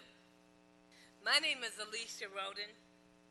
I'm a homeless service. I'm an advocate through the Domestic Violence Homeless Services Coalition. As a survivor of domestic violence who was surviving with my twins and grandchildren, I urge you to consider the needs of people at this intersection. This could include funding for rapid rehousing and mobile case management, especially for survivors. Permanent supportive housing, workforce development services, additional shelters for women and their children who go through trauma. At the rate... Thank you, ma'am. Andy Corden, Paul Rubenstein. I think it's very important. You're welcome to submit your comments if you'd like. We can take them for you. Thank you. Heather, are you Heather? Hello, my name is Heather Carmichael, and I'm the executive director of My Friend's Place. For 31 years, we've been standing at the side of young people in an attempt to end their homelessness. Today, I'm here to really encourage you to consider the LA Coalition's to End Youth Homelessness recommendations for a grander investment in young people experiencing homelessness. We need a bolder commitment in the generation of young people that are languishing on the street. We need them to move into stability, and we need your investment to do that so that they in turn can be our housed neighbors, our business members, the parents in our community to reinvest in Los Angeles. Please consider. Thank you very much. Pamela Crenshaw, Lorraine Cantley, Shayla Myers, Jacob Shepard, and Alma Vizcaíno.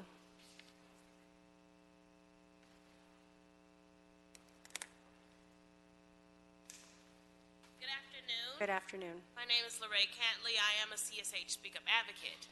I also sit as a co-chair on the Lived Experience Advisory Board for the LASA, and I am also an advocate for the Domestic Violence Homeless Services Coalition.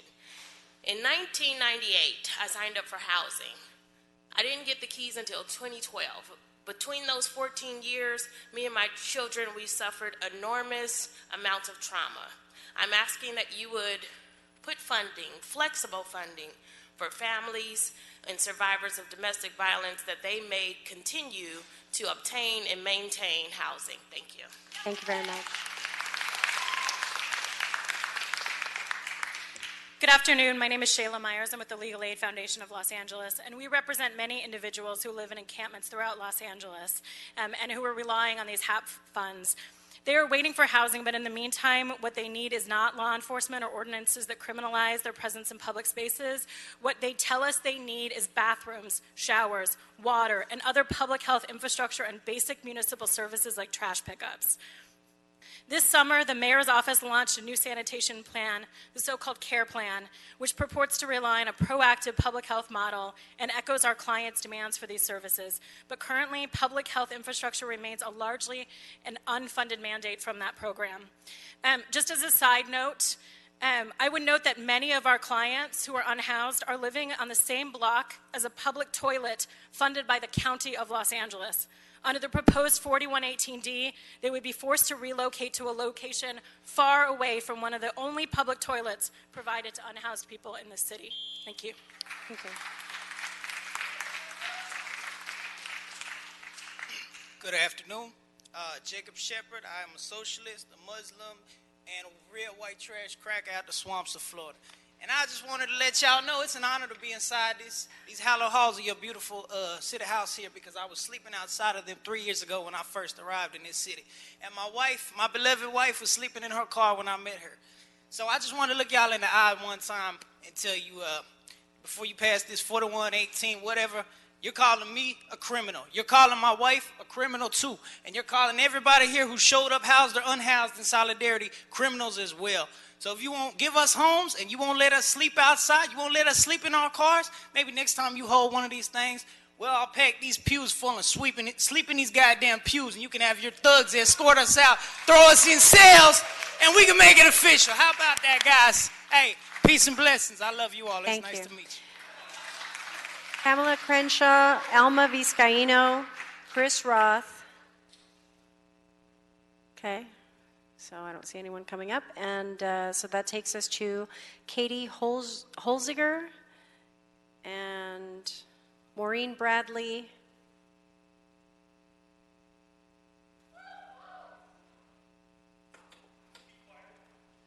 Nancy Elarega.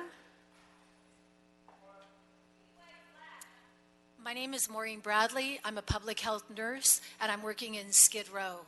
The Department of Public Health is a member of the LA Central Providers Collaborative, and we support the letter that was submitted to you.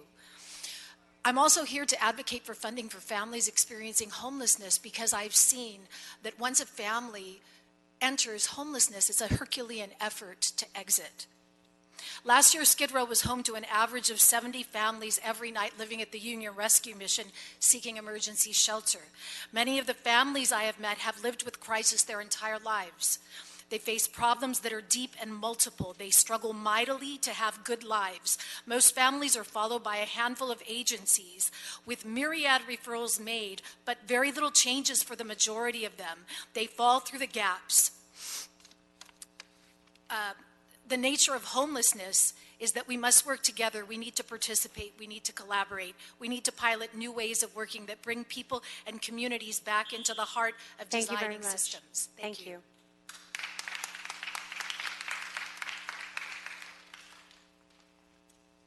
Hello, my name is Katie Holzinger. I'm a community engagement coordinator at GetLove. We're also part of the Provider Alliance and SPA 6 Coalition. We're just requesting more flexibility in the HAP funding. The more restrictions that are placed on the way the funds are allocated makes it difficult for service providers like us to actually help the people that need assistance and actually give them what they need to help them. So please consider some flexibility in the way that you do allocate the HAP funding. Thank you. Thank you. Good afternoon. I'm Nancy Elariaga, and I'm with LA Christian Health Centers. LA Christian Health Centers is also a part of the Los Angeles Central Providers Collaborative.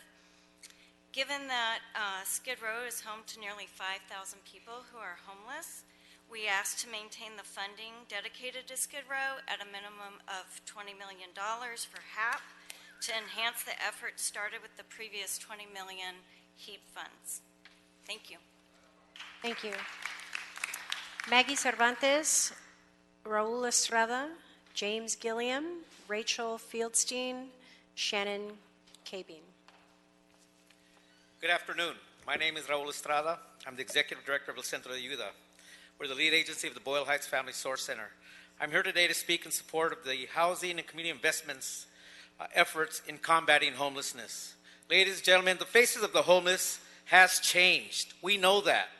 52% of the population of the County of Los Angeles are liquid asset poor. They can only sustain themselves for longer than 60 days before they're out on the street. More than 1 in 3 households don't earn enough to sustain themselves. 46% of all the households spend more than 30% just on rent. For these families, even a simple event can lead to ousting these families to the street. The Family Source Center provides a continuum of services designed to help these families and to combat and to help them, in fact, help them build their assets and stay in their houses. The Family Source Center can provide and identify families at risk of homelessness. 30% of the families that we service are single moms. I urge you to support the HCD's efforts with Hap Funding. Thank you. Hi, my name is Maggie Cervantes. I'm the Executive Director of New Economics for Women, and we operate 2 Family Source Centers in San Fernando Valley. And we can have the other FSC leaders stand, please, that represent different parts of low-income communities in the city of Los Angeles. Also in Venice, new leads an agency called Solid Ground, and this is a 2-year pilot initiated by Supervisor Sheila Q to look at the prevention of homelessness in Van Nuys zip code 91405. And what we discovered is that the Solid Ground program gives the FSC flexibility to serve families in this community. And that funding flexibility means that we can help a family in areas that are not currently covered or limited under the FSC. So for a majority of the FSC families, their income is so tight that any unexpected expenses places the family in a downward spiral towards homelessness. If we can help a family upstream their funding flexibility through the FSC system, it'll be less costly down the road for the city and society. Thank you. Good afternoon. Thank you for listening. My name is Rachel Feldstein. I'm the Chief Operating Officer at a Community of Friends. You had 90 speakers here who all have probably 90 different opinions of what should be done with these funds, but I think we're all here with the goal to end homelessness. That's where we're going. That's what we want to see. There's different ways to do it, different steps that we need to take, and I think we all agree that we're right now in a crisis. But the ultimate goal is to get people housed into permanent housing, and that's really what we believe in, is that at the end goal is for permanent supportive housing. So I would like to advocate for more funding to support the services that are needed in permanent supportive housing, and also to talk about prevention, because if we can prevent homelessness, we won't have this cycle of people cycling into homelessness. So the goal is to get people housed and to stop people from becoming homeless. So thank you. Thank you. James Gilliam, Shannon Cabine, Javier Beltran, Denise Ramirez, Chris Gosmar.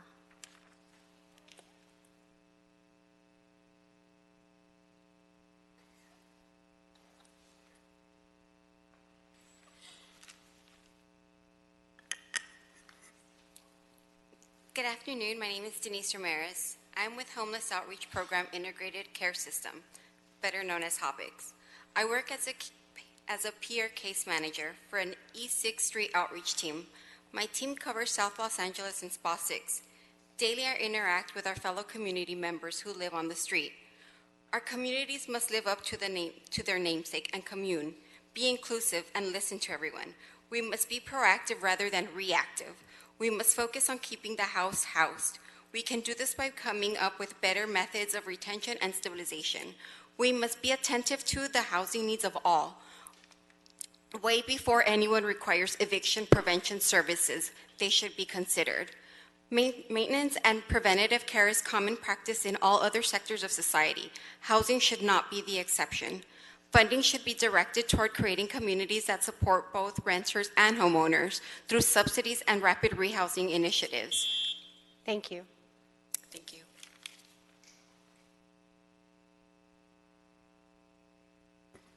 Good afternoon. My name is Chris Gosmar, and I'm the Director of Development for Youth Emerging Stronger, a local provider serving homeless and foster youth ages 11 to 24 through housing and supportive services across LA County. We are here today as members of the Los Angeles Coalition to End Youth Homelessness in support of our letter recommending doubling the minimum amount of HAP funds to 16%, approximately $20 million, to be allocated to youth homelessness prevention and supportive services for youth. These funds will go toward vital services for Tay youth, including expansion of Access Center funding, expansion of the city's youth and young adult workforce development and readiness training programs, prioritization of bridge housing beds for young people experiencing homelessness, increasing the number of transitional living placements for young people across the city, and funding research and innovative pilot projects to end youth homelessness. In 2019, over 2,500 adolescents and young adults were estimated to be experiencing homelessness in this city. We desperately need additional age-specific resources and additional housing for Tay youth. Please consider doubling this funding. Thank you. Thank you.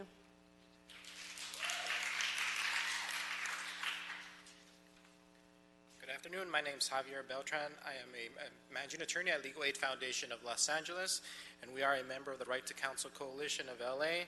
And I'm here in support of a portion to be allocated from the Hap Funding to be allocated to the Right to Counsel initiative. By funding the Right to Counsel through Hap, we will be funding rental assistance, which is basically provides for three components. One, prevents homelessness by keeping people housed. Also, two, reduces housing displacement by keeping people housed. And three, stabilize and maintain affordable housing. How? By keeping people housed. So the idea behind rental assistance and right to counsel with attorneys is to keep people housed. And the idea of preventing homelessness is through eviction prevention and eviction defense. So we ask that a portion, $7 million, to be allocated to right to counsel initiative in order to have a more robust program. Thank you very much.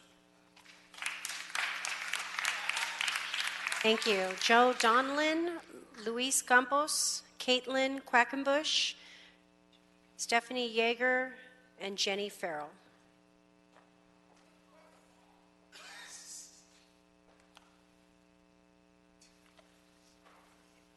Good afternoon. My name is Jenny Farrell. I'm the Executive Director of Mental Health Advocacy Services. We are a nonprofit law firm. We provide free legal services to folks with mental health disabilities. So in our society, if you are about to lose your freedom, you are entitled to a lawyer. But if you're about to lose your child or your home, you're not entitled to a lawyer. This is the idea behind right to counsel, that any person who receives an eviction notice should be able to call up one of our agency or one of my sister legal aid agencies and have an attorney represent them. I am an Ivy League educated white person of privilege who speaks English, and I'm a lawyer, and I find court confusing and overwhelming.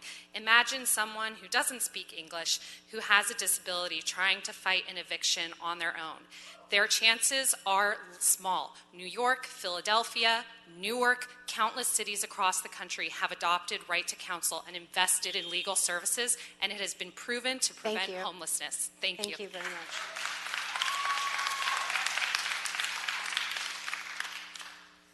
Good afternoon. My name is Reverend Stephanie Jager. I'm the pastor of St. Matthew's Lutheran Church in North Hollywood, and we also started a nonprofit, No Home Alliance, that does housing advocacy and also provides homeless services. In fact, we run the only drop-in access center within a 2-mile radius. And it is only faith communities in my area that are providing showers for persons experiencing homelessness. That's how our program began. We turned my office, the pastor's office, that had a shower, into a shower room for the homeless. I come before you to ask that as we wait for housing to come online, you don't forget in the allocation of the HAP funds the services that are still needed. We see ourselves as the custodians of the relationship with the homeless as we help prepare them to enter shelter. We get them IDs. We help them in many, many ways. Please consider funding smaller programs like ours, creating a pathway for that. Thank you. Thank you. Good afternoon. My name is Caitlin Quackenbush. I am a member of the Renters Right to Counsel Coalition and a research associate at Strategic Actions for a Just Economy. I urge you to include renters' right to counsel in the HAP's funding allocation in order to stop displacement, prevent evictions, and keep people housed across the city of Los Angeles. I also speak to emphasize a critical point for an effective right to counsel. Right to counsel must be a codified tenant right. If it is not a right, it will be subject to political ebbs and flows. But the challenges faced by tenants and the crisis of evictions are not going away in just a year or two. We need a lasting solution through a codified right, and that requires fully resourcing that right. No other city across the country is doing anything other than a right. New York City, San Francisco, Newark, Philadelphia, Cleveland, Washington, D.C., Detroit, the states of Connecticut, Massachusetts, and Minnesota are joining this movement, and Los Angeles should be next. Thank you.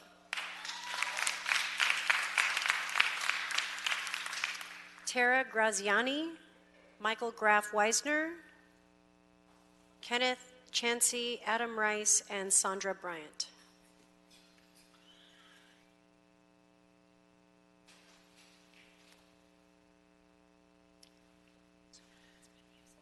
Hi, my name is Tara Graziani, and I'm an organizer with the Los Angeles Center for Community Law and Action.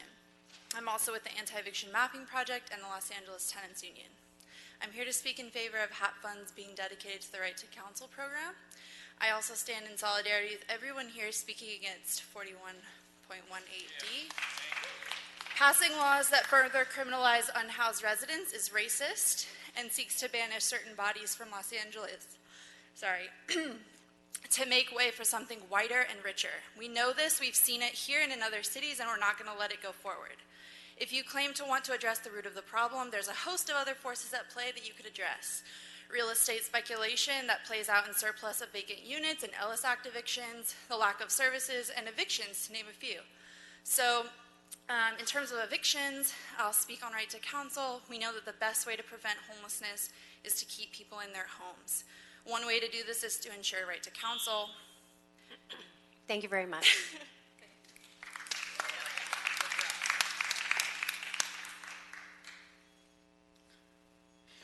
You need to step out and powder your nose again, Marquise. Your just name, check sir? it. Just check it. 4118. Your name, sir? My name is Adam Rice. I'm with the Los Angeles Community Action Network. And we are incredibly concerned that the new rewrite of 4118C creates a stand your ground policy in Los Angeles. We already had the LAPD call out for 5,000 civilian volunteers to do patrols. And now you want to come behind them and hand these civilian volunteers the power to, if they feel intimidated, if they feel threatened, to respond, and not only that, to place the onus for their violent response on the person that walked up to them. Sir, 4118D is right here, because if it wasn't for laws like this and the money it's going to cost, you wouldn't have every service provider in this city having to come and beg you for money. Thank you, sir. Doing your job. But the police union, Sir, your time has expired. Thank you.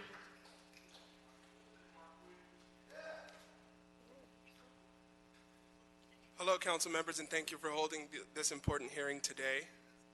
I wanted to start out by introducing myself. My name is Kenneth Chansey. I'm now with the Foster Youth Institute. As everyone in this chamber is aware, the city of Los Angeles is experiencing an emergency.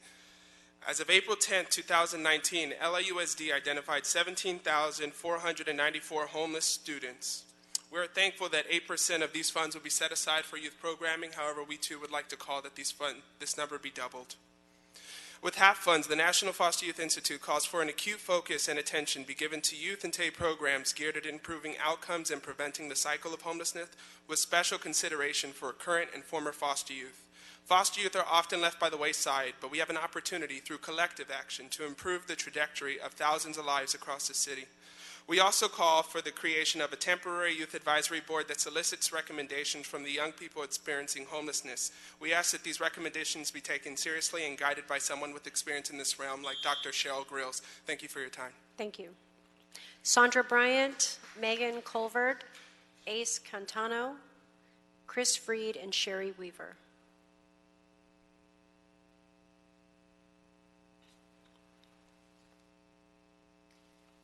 My name is Megan Colvard, and I'm the Senior Policy Director for PATH, People Assisting the Homeless.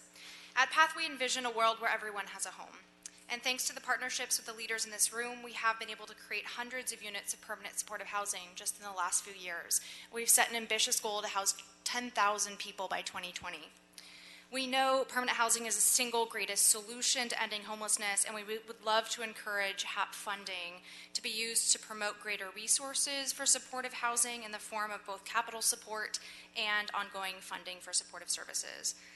But perhaps most unique would be to additionally find ways to ensure our new bridge housing programs have access to flexible funding support to ensure that the people that we serve have numerous access points to permanent housing. We know there's not one size fits all solution to ending homelessness, and we would love to ensure we have creative resources to help every person make it back home. So thank you so much for your time. Thank you.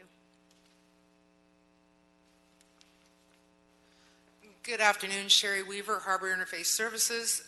We're the lead organization for the Coordinated Entry System in Service Planning Area 8. I'm here to provide the following recommendations for HAP spending as we wait for the opening of 21 bridge home sites and 1,300 permanent supportive housing units. I strongly push for the increased funds for rapid rehousing with shallow subsidies for those that won't stabilize once subsidies end.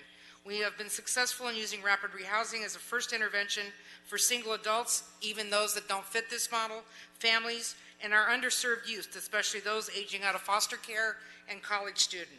Last year alone, we were able to permanently house 410 households and prevented another 187 households from becoming homeless.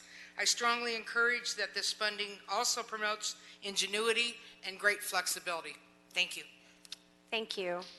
Romy Ganschow, Kirill Escalante, Bailey Smith, Stephanie Richard, and Juliana Hudson.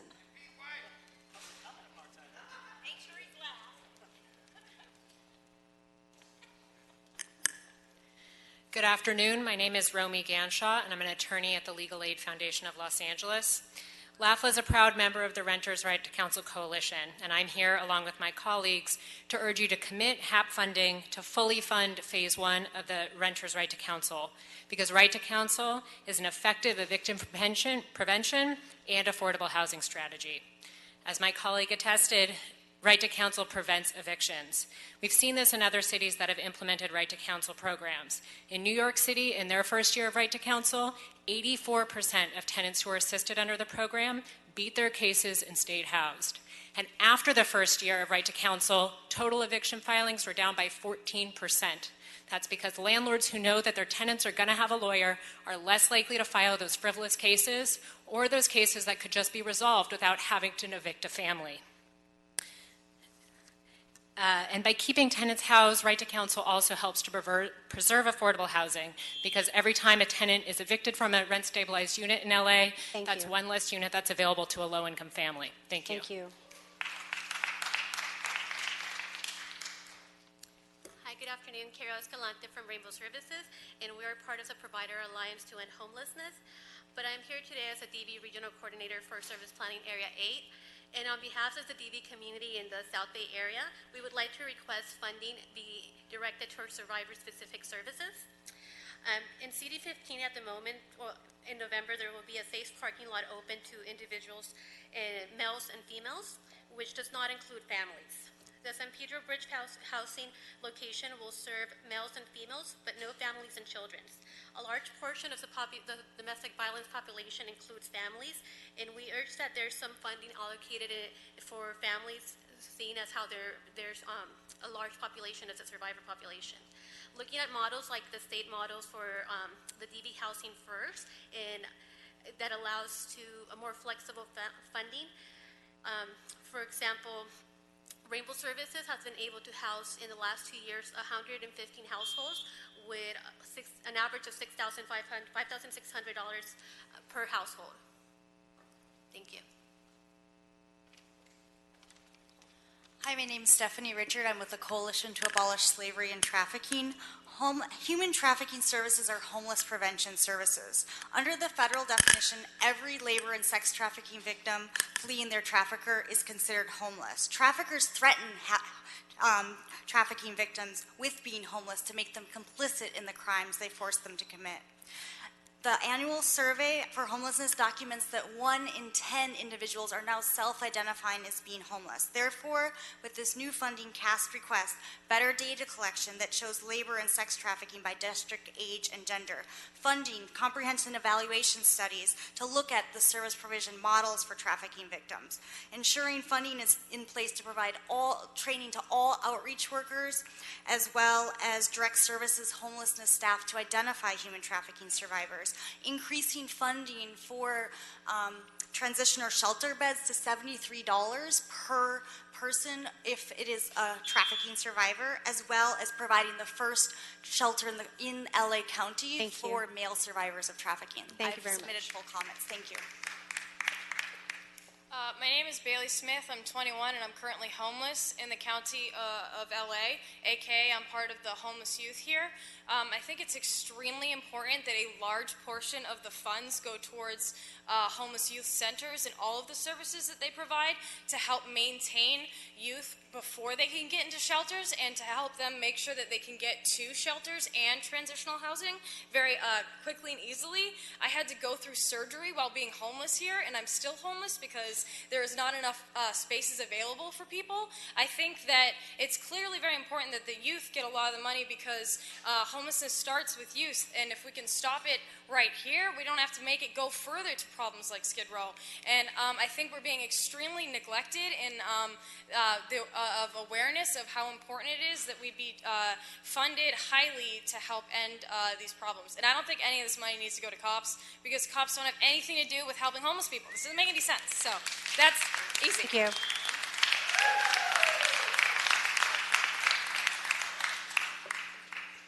Hi, my name is Juliana Hudson, and I am honored to work at Safe Place for Youth for about 4 years now. Last year we had 1,300 people walk through our doors in Venice, and that number continues to grow. We often have 10 new people per day, and our population just continues to get bigger and bigger. Youth need really specific services. They are different than adults, and this is something that has just recently been acknowledged by funders. They are transient, they're couch surfing, and they're also just at the age where they're figuring out who they are. So I think it's essential that we have specific funding going to TAY services, and I support the Los Angeles Coalition to End Youth Homelessness on that. Because as Bailey said before me, to prevent chronic adult homelessness, we need to house young people now. Thank you. Joshua Allison Hurst, Charles Riles, Eric Evans, and Suzette Shaw.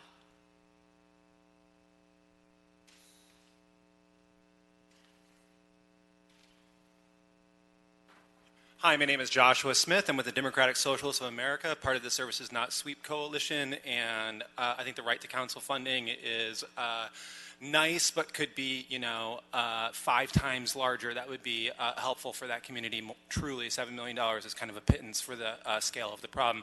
I also want to take a moment, because this is related to funding, to speak out against 4118D, because what it does is create an apartheid-like situation in LA where if you so much as intimidate, if you so much as cause someone to have the, quote, perception that they are in fear, you are criminalized in the process of scaring people who would be scared anyways of unhoused folks. Does that make sense? Does that make sense? This law makes it so it is illegal to, quote, follow someone. It is legal to hurt someone who you feel has violated your space. It's apartheid. Oppose it.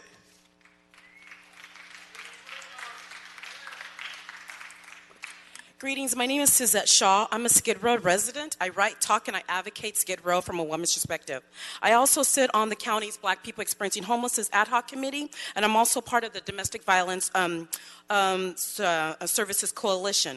In 2010, I lost my job. I was working with a loan officer at the time to purchase a home. I was never able to find a sustainable job, and I lacked long-term support. Months later, I came to call Skid Row home. There's a cognitive dissonance of understanding of who people who end up in Skid Row are, and that ends up to pathologizing them and penalizing them. I'm a trauma survivor in various forms. As many women who are displaced to Skid Row, we are fleeing unsafe situations. Black, middle-aged, elderly women are the #1 demographic, not just year after year, but decade after decade. I urge you to consider the needs of the intersections of these folks. I also urge you to consider workforce development, additional shelter beds for women, especially for trauma survivors, at least $60 a day. Thank you very much.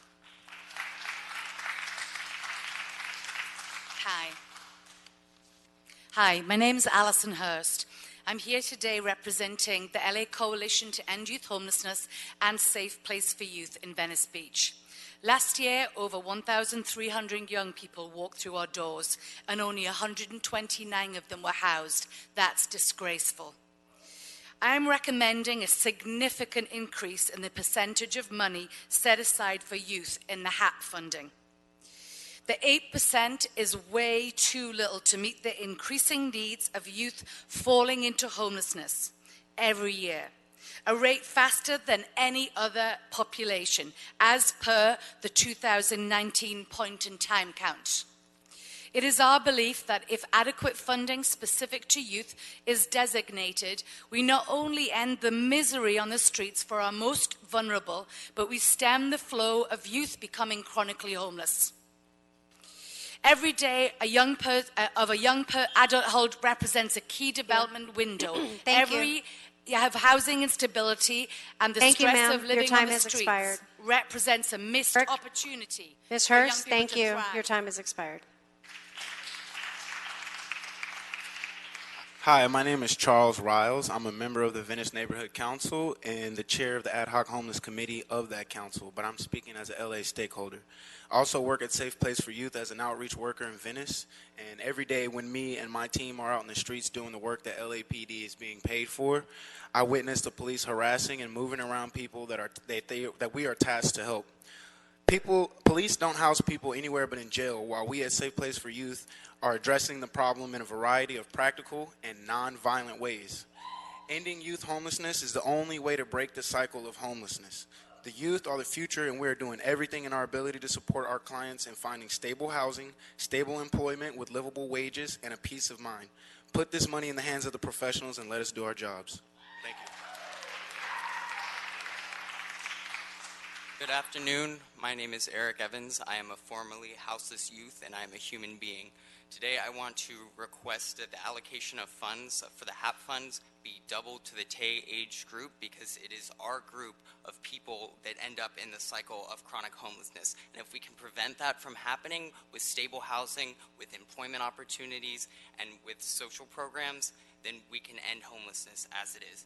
Also, I would like to request that the funding not be allocated to the police, because poverty is violence, and I have seen the police enact more violence than anyone in my community.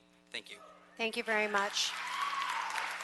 Colleagues, that actually concludes public comment on this item. I would like to thank the member. Excuse me. We've read all the cards. We're not done with general public comment, so we've read all the cards.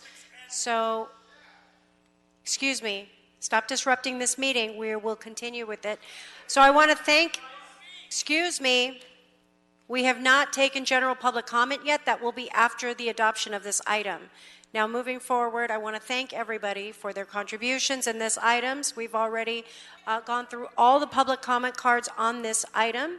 And so, colleagues, yes, Mr. Bonin. Thanks, Madam Chair. I just wanted to add a few comments. I know we're not making recommendations today. We're just hearing testimony. But I did want to give the CAO a hint of where I'd like us to go. First of all, I want to thank everybody for coming down and providing testimony today. When we approved the comprehensive homelessness strategy a few years ago, one of the things I liked about it was I think it recognized that there were multiple forms of homelessness, multiple interventions needed, and a whole range of different solutions. And it's been my sense over the past couple years that the number of interventions and strategies that we're actually funding are very few and very narrow.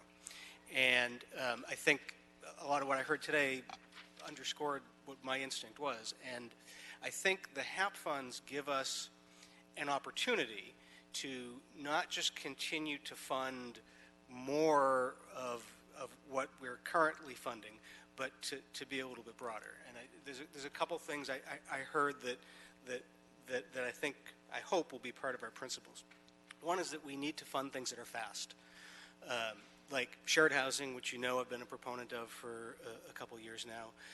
Things that can get people out of risk and harm's way tonight, like the host homes program that SPY is doing, or like safe parking that gets people off the streets where people might be causing them harm. That we do things that are smart, which is, as we've heard, prevention, right to counsel, eviction defense. That we do things that are humane, which is showers and toilets and refresh spots, things that other levels of government are not funding that only we can do, and which, parenthetically, would fund a promise that we made when we did a press conference about the care teams and the different approach. I'd also suggest that we should try to find ways to do things that are equitable, which to me means not sort of dividing by 15, but looking at where the big concentrations of homelessness are and where the need is, which, yes, Skid Row, but it's also Venice in my district, in Mar Vista growing. It's in South Los Angeles. There are pockets of the city where there are concentrations that need focus. I'd also say think that means that we need to be trying to use this money to invest in places where there are gaps in funding, as have been identified very clearly today for youth and for survivors of domestic violence. It should also, I think, be used, looking back at the report that was done earlier this year on black homelessness, is we should be looking at ways to put more resources in populations and demographics that are finding more barriers to being housed because of institutional racism or transphobia, or there's a range of things. And the final thing is that it should be more flexible. Is that I strongly support the idea that we should not be focusing exclusively on chronically homelessness and encouraging people to become more homeless before we help them. Another inflexibility built into the system that would be cool for us to see if we can help out is, I've got the VA in my district, and VASH vouchers are relatively plentiful, but if somebody's been dishonorably discharged, they can't get a VASH voucher. There are certain vouchers that if people have an eviction, they have a problem. I mean, if we have an ability, because this funding doesn't have as many strings attached as the federal government, this could be a way to try to address some of those gaps. So that's kind of where I'm leaning, and obviously there'll be more conversation. But thank you. Thank you. Mr. Harris-Dawson.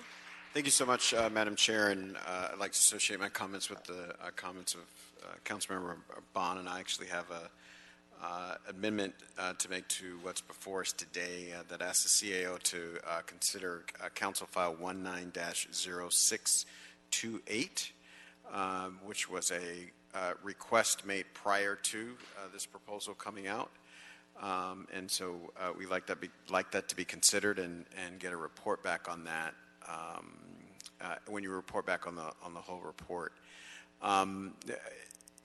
In addition to all of the things that Councilmember Bonin said, I'd just like to say, as someone who spent this morning doing a groundbreaking on what will be the first HHH-funded housing development to go up in my district, which won't be open until late February of next year.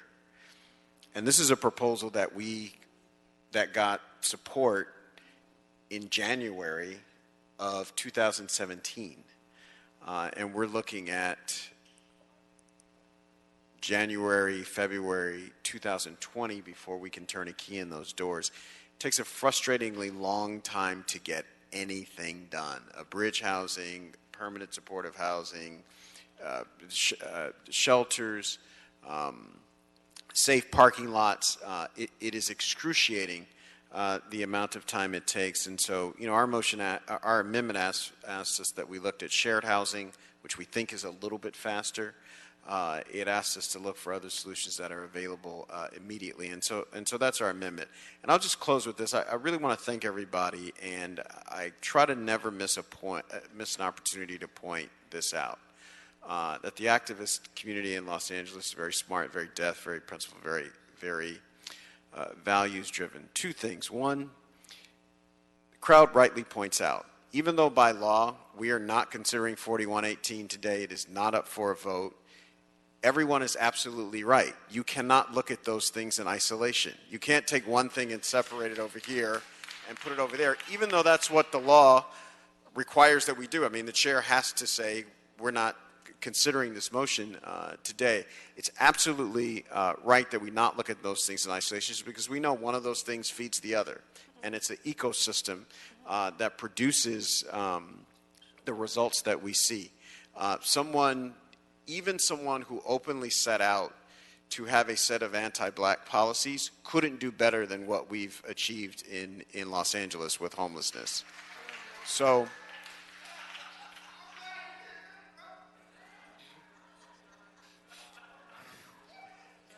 the second thing, and the last thing I'll point out, it's one of the things I love about this city. You know, as difficult as it is in some moments, this is not a city where denouncing and calling out anti-black racism is left only to black people. And I appreciate that all the time, even when it's directed at me by someone who's not black. It's a big deal, and I want to encourage everybody who does that, because that's the only way that this city gets passed. That's the only way this city gets past. All right, thank you. That's kind of the idea. So I just want to thank everybody and encourage everybody that's done that for us today, that's been a part of this discussion so far. Again, thank you so much, colleagues, everyone, for your contributions this afternoon. And so with that, we do have an amendment to include. You got that? Okay. And without objection, we will go ahead and adopt the motion. And thank you all very much. Now it brings us to general public comment. We do have 107 speakers signed up. So. And Madam Chair, I am going to stay for all of public comment, but I am going to run to the bathroom first. So you know what? Can we recess for 3 minutes? Because I think we need to do that. I'm staying as long as we need. We'll stay, but we just have to go to use the facility. So 3 minutes, we will return. Thank you.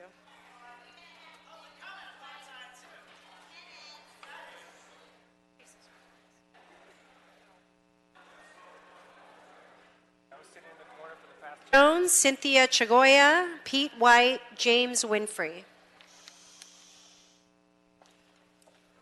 Jerry Jones, Cynthia Chagoya, Pete White, James Winfrey.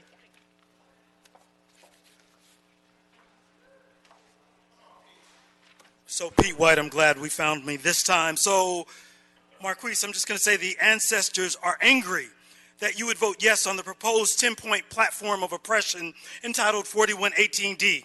This is language straight from the black codes: Jim Crow, South African apartheid, segregation, redlining, Okie laws, sundown laws.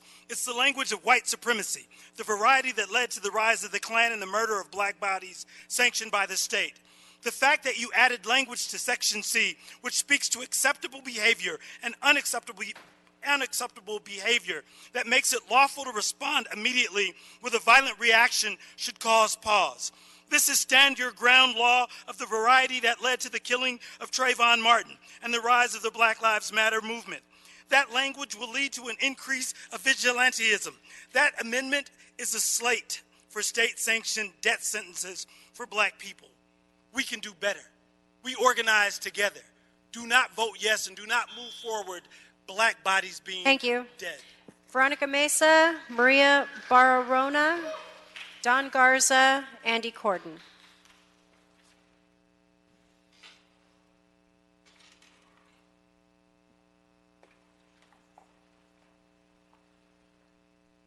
Don, are you going to speak? Okay.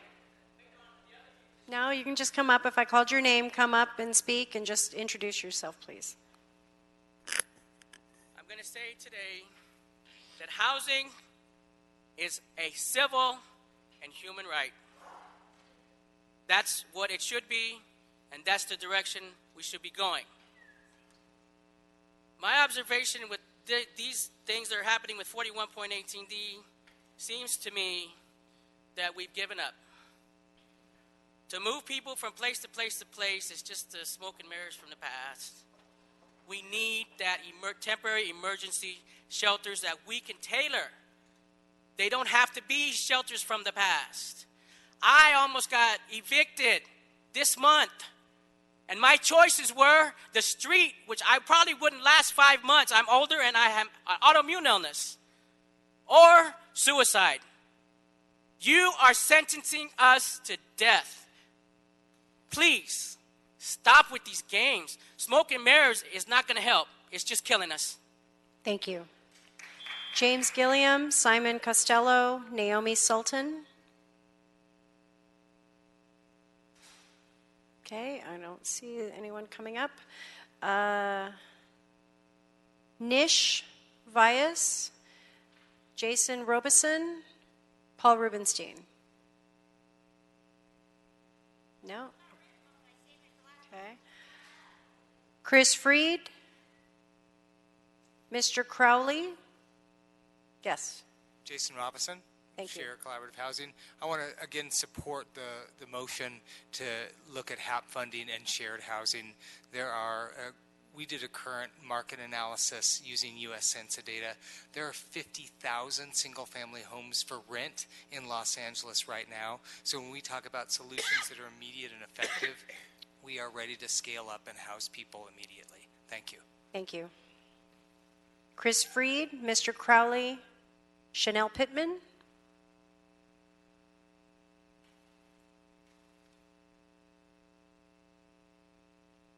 Chanel will be followed by Ozzy 9, General Doggin, Peggy Lee Kennedy, Jed Perriott. The public comment time is a minute. This is your public comment, 1 minute. Okay, so I'm very concerned as to why this is even something we're discussing.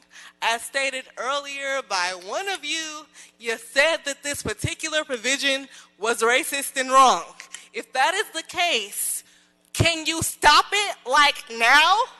This is not something that you should be allowing. As other people stated, you're putting up some Jim Crow type laws, and I'm sorry, I'm the kind of person that talks to people when I see them on the street. I say hi. Now I'm in a situation where because I've decided to say hi to someone, they can stab me because I've startled them. That is not okay. That's not all right. That's not what LA is supposed to be. You've already made it seem as though we can't love our neighbors because you have us in a situation where we're suspicious of all of them. You need to immediately repeal this 4118D whatever. Thank you. Thank you so much.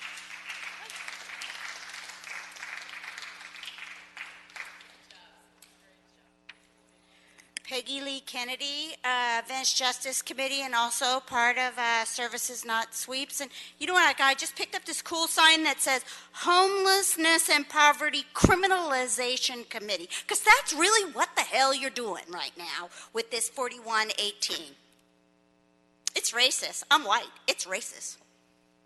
This is a racist law. Criminalizing mostly black people? Come on. Do you want to be called a racist? You vote in favor of this 2 weeks ago. Harrison Dawson, you voted for it. It was racist. I'm white. Can you change this? Can you not do it? Because making little amendments and tweaking it here and there is bullshit. You're still criminalizing people, throwing them in jail. It's wrong. It's cruel, and it's inhumane. Stop criminalizing people. Thank you. Jed Perriott with Services Not Sweeps. And so we have a whole history, decades of criminalization that has been proven to fail. wasted resources, wasted public dollars, wasted lives in cages, and here we are again doubling down on a failed policy. On a failed policy that, again, is going to harm people and disrupt their ability to access services and housing. So what's driving this, really? What is driving this? And I asked Marquis Harris-Dawson, as he said, yes, I wouldn't vote for this version of it. There's no version that is not going to be some version of apartheid, right? It's going to be apartheid. And you're going to talk to me about Mike Bonning, well, mothers are concerned about their kids. Oh, there's people getting their cars broken into. You know what the answer to that is? How about a jobs program, which we have demanded in our services sweeps and via the CARE program? Where are the jobs you can provide to folks, maybe, so that they don't have to go and break into someone's car to survive? This is about survival. You are impeding people's survival. Once again, you are putting Jim Crow out on the streets of LA. Thank you very much. Theo Henderson, Thomas Harlander, David Bush. How did the city of Los Angeles, think this law was fair? Your name, sir? Theo Henderson. The cries of the unhoused will be unseen and unheard through the hot days and cold nights if this is passed. The Los Angeles police will happily take Bull Connor's lead in attacking unhoused people, such as myself, in a public park where I have a constitutional right to be there during park hours. An unjust law is not a law at all. Now is the time for the public to be our brother's keepers. We can't expect the council members to do the right thing. Forget about the police, forget about the park rangers. We as citizens must send a message to domestic terrorists, and we will not accept the unjust law and do what our civil rights leadership of old did. Civil disobedience and boycott proactively. Prosecutors love to say that they will send a message to the criminal.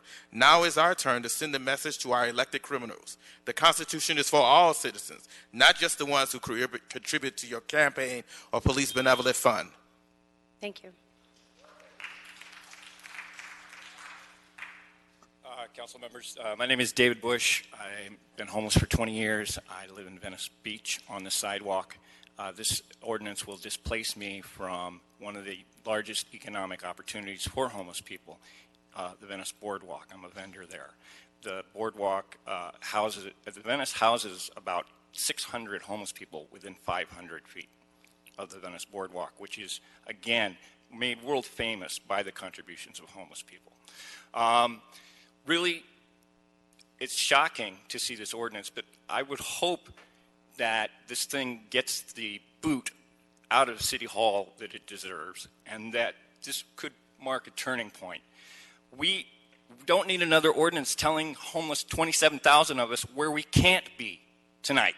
We need this Homelessness and Poverty Committee to do the thing that the city has had not the nerve to do for 20 years. Recognize that we're out there and tell us tonight where we can sleep. There's 13 council districts. Make room this year. Start working on this committee to give us all a place in every single council district. Thank you very much. Henry Razzo, Craig R., Caleb Havens, Liz Hirsch, and Theodore Kaiser.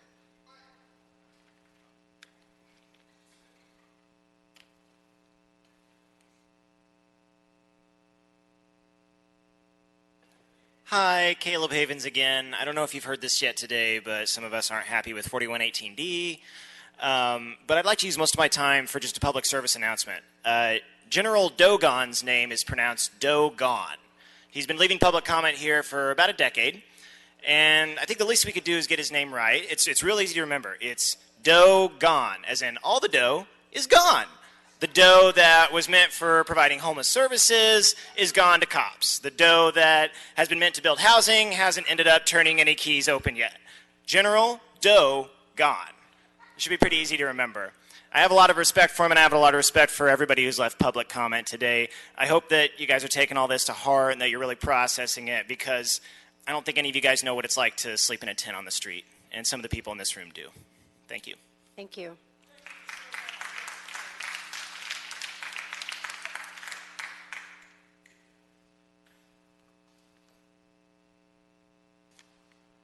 Theodore Kaiser. I'm one of the 4118 people. I work at the Los Angeles Catholic Worker. Folks on the street call us the hippie kitchen. And yeah, I'm here to tell you all to go against this 4118. I don't know, I guess you think you're slick or something. It seems like we haven't built any housing out of all that money. And this is just a way to move folks along, make it a little less visible. You know, we need to stop criminalizing the homeless and start housing them. And yeah, no on the 4118. Thanks. Thank you. Lex Roman, Matt Waite, Eric Arez, Skip Koenig. Hi, my name is Lex Roman. I'm with SELA Neighborhood Homeless Coalition, and we're part of the Services Not Sweeps Coalition as well. We are an all-volunteer homeless coalition. We serve parts of CD1, CD4, and CD13. We exist because there are not enough services and definitely not enough housing or shelters in our area. We have asked council members and county supervisors to provide this support, yet we, as volunteers, operate these services on our own. And moreover, have to waste time being here. I, like Matt, I'm supposed to be at work. SELA is here to call on you to rescind 4118. We are deeply disappointed to see homeless strategy turn into criminalization and banishing of our neighbors. These are Angelinos, they are our neighbors, and they are your constituents. After all the work that you've done to convince folks in LA to look with compassion on our neighbors in need, here you do a 180 and you just try to cover up the problem. Please rescind 4118 now.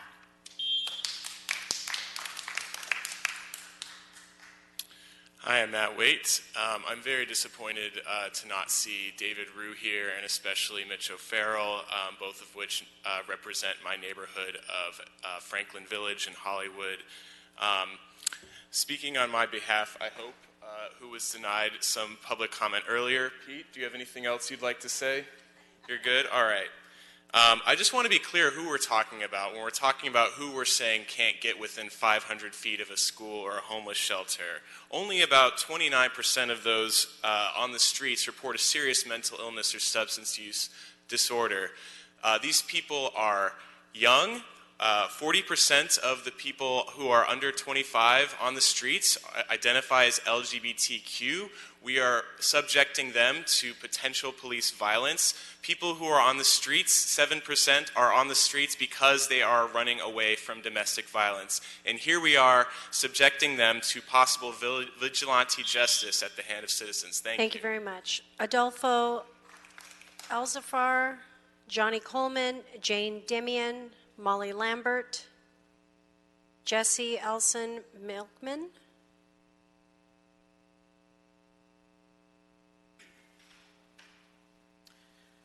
Hi, my name is Jesse Olson Milkman. I'm an organizer for Ground Game Los Angeles. I'm here to speak against 4118, like pretty much everyone here. The previous law that this was replacing was cruel and ruled unconstitutional. You're replacing it with one that is just as cruel and is destined to be ruled unconstitutional. Creating zones where the unhoused are not allowed to sleep is apartheid. I've worked with the unhoused directly, providing free showers and other services, and have gone door-to-door canvassing throughout the city as well. I've met Angelinos who are convinced that all the unhoused are that way because they choose to, that they'd rather be unhoused than not. They then often follow that up with some of the most hate-filled vitriol for their fellow Los Angelinos that I've ever heard. My experience working with the homeless has shown to me just how wrong they are, but this law and ones like it are a big part of why people feel that way. You need to repeal this law. Thank you very much. John Seeley, Robert Reeves, Kyle Scott, Hugo Soto, and Amy Turk. Okay.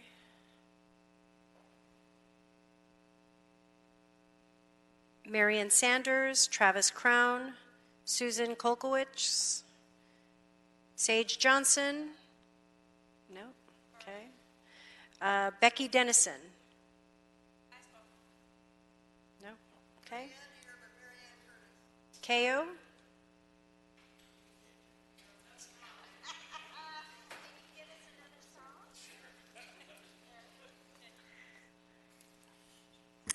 I'm not going to sing this time.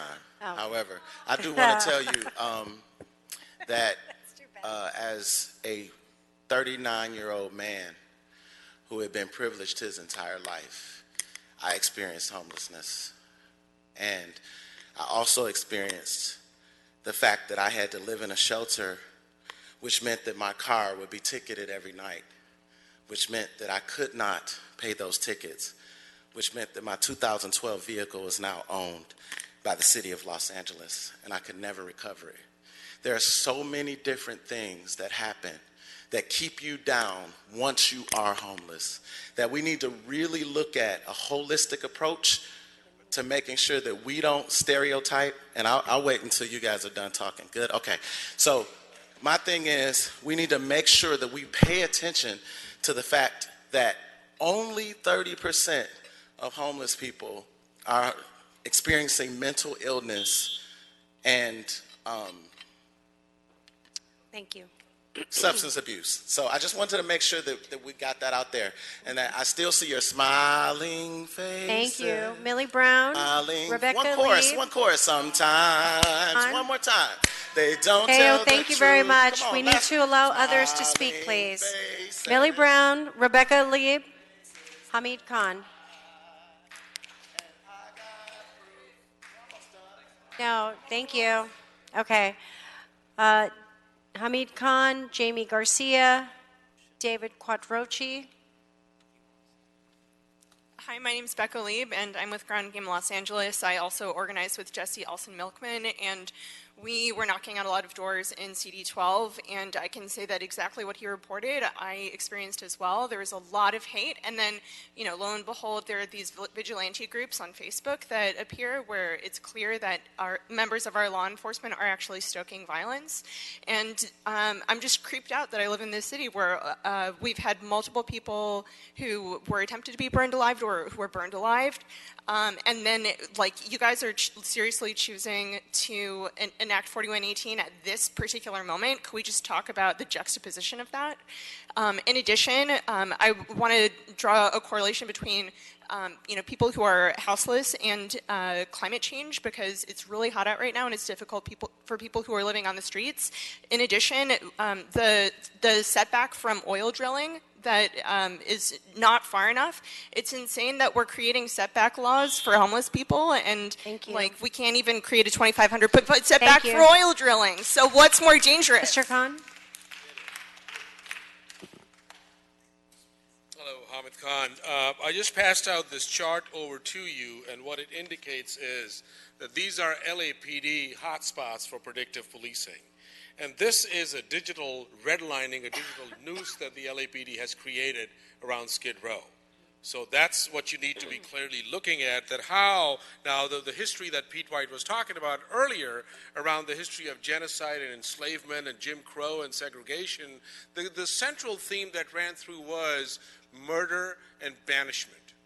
And this is still a current reality. Now it's being done with the language of predictive analytics and algorithms and artificial intelligence and risk assessment tools and all of that. So what you're doing is that you're giving a license for people to commit murder. You're giving a license to people with laws like see something, say something. Now you have Nextdoor.com, Ring technology and all of that. And when you're adding, so Marquise, this is for you, when you were talking about that we need to look at the whole universe of how people's lives are being impacted. So if you have passed it, reconsider, bring this back, and then just completely dismantle Jamie this Garcia, thing. David Quadrochi, So take some action and don't sit there. Leonora Kamner, Chris Hommenberg. Hi, my name is Jamie Garcia. I'm with the Stop LAPD Spying Coalition. So one thing I want to say is that we do declare our right to stay. We will not be moved. And I say that because I wonder how the hell do you plan on moving people with 4118D? What do you actually expect to do? You're talking about moving countless amounts of people out of a community through law enforcement, through arrest. We shall not be moved. We shall stay. So I want to talk about how you're going to do this, because it's very coincidental that Chief Moore is across the way talking about precision policing, talking about this new methodology of policing, right? And I see it right in 4118D, allowing vigilantism, the rise of neighborhood policing, right? Certain stakeholders get to call the police, get to enact violence.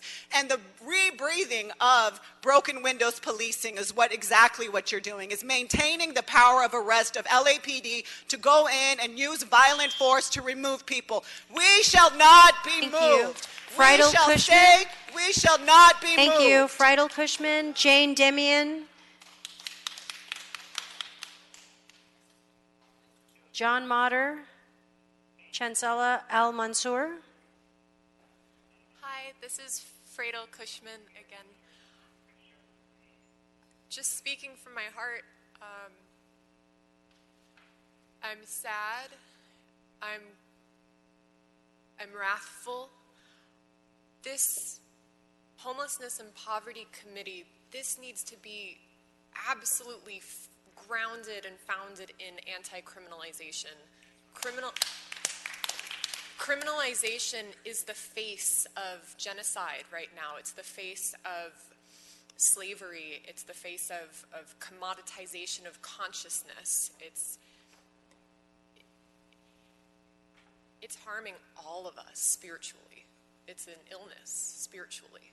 And when Pete White is concerning, when he attends it, he is a powerhouse. He is a lighthouse in the community. And for him to be, there's something happening in the system. I'm not targeting any one person. There's something not working.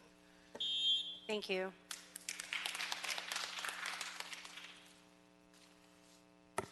John Motter, Services Not Sweeps, and yeah, 4118 needs to be abolished completely, along with 5611, 8502, and every other anti-homeless ordinance. I don't know why we're not treating this problem as the humanitarian crisis it is. If you don't want to have to see unhoused folks anymore because you're just, so terrified of them, then house them. It's that simple. I have a vacant unit across the street from my place right now where I've witnessed 3 different sets of unhoused people be evicted from there that they were squatting in there. And I looked up the building. It's owned by this investment firm in Santa Monica. It's just staying vacant for years and years, multifamily housing. Things like that are happening all over LA. It's completely absurd. I don't know where you want them to go. Like when you put these restrictions on, there's nowhere for anyone to go anymore. And I know you don't care, Monica, because you back John Lee, who's a fucking asshole.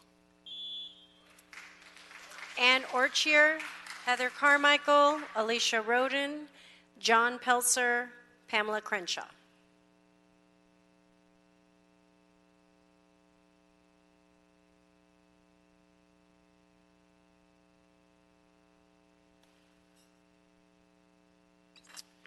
Hello, I'm John Pelzer, and I'm with She Does and the Shower of Hope. There have been times when Los Angeles has been a beacon for what is right and forward-looking. 4118D is not one of those times.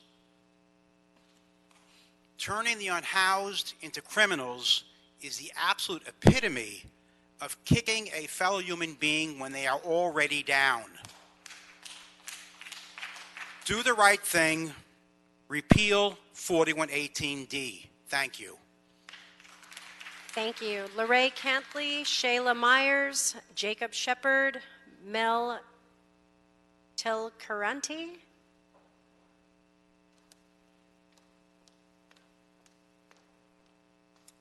Good evening. My name is Shayla Myers. Normally, I am here in my official capacity as an attorney with the Legal Aid Foundation of Los Angeles.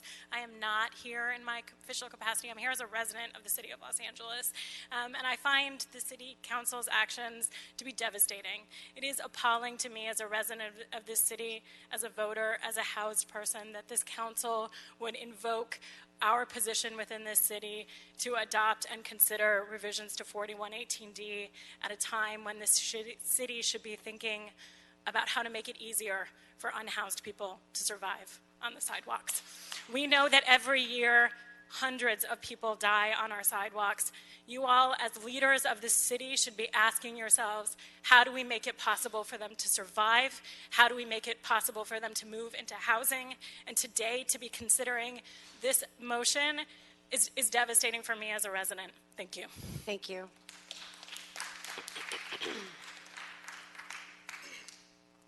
Jacob Shepard, good to see y'all again. I thought I would use this opportunity to read one of my favorite surahs from the Quran.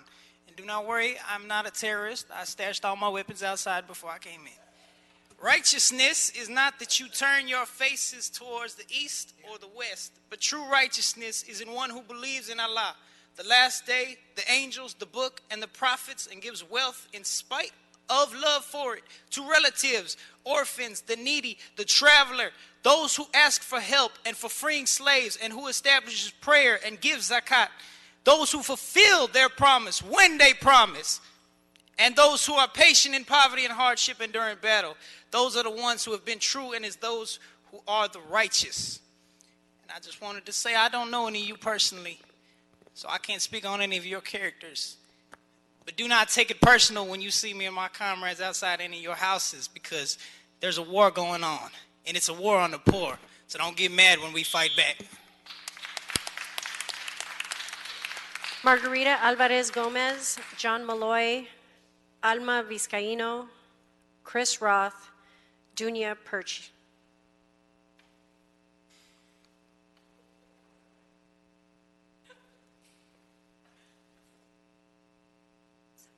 Madam Chair, members of the committee, my name is John Malloy. I'm a developer of permanent supportive housing for the formerly homeless here in Los Angeles and have been for many years. I've been away from the podium for a few years. I used to be the head of Path Ventures, and we developed a lot of permanent supportive housing in the pre-HHH days at Path Ventures, and I was very proud of that. But I'm here to complain about an overzealousness on the part of the staff that reviewed the recent challenge grant RFPs.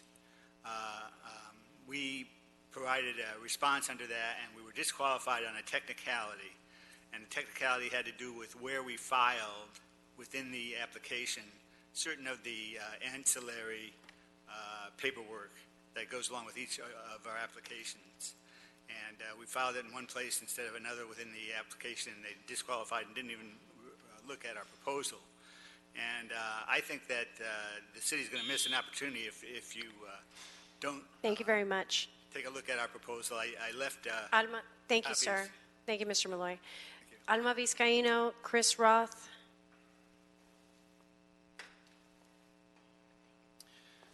Good afternoon, Council. My name is Chris Roth. I'm with Ground Game Los Angeles, K-Town Farrell, and a member of the Services Not Sweeps Coalition. I just wanted to remind you of the fact that 918 people died on the streets of Los Angeles last year, and we are on track to have more than 1,000 people die this year. Any time that we are putting any kind of an ordinance through that we're making it more difficult for people to exist on the sidewalks, especially in proximity to the badly needed public services like bathrooms at public parks, which is one of the very few places where you actually have access to a public bathroom in Los Angeles, it is absolutely absurd that we're considering it on its face. It is racist, it is classist, it is absolutely detestable, and 4118D must be repealed straight up. 4118C is clearly unconstitutional and a violation of the First Amendment rights of every Angelino. When it comes to talking to people on the streets, you should not be able to have any retribution against you in the form of violence as a result of that. Repeal it all. Thank you. Mickey Jackson, Katie Holziger, Maureen Bradley, Claire Okiki.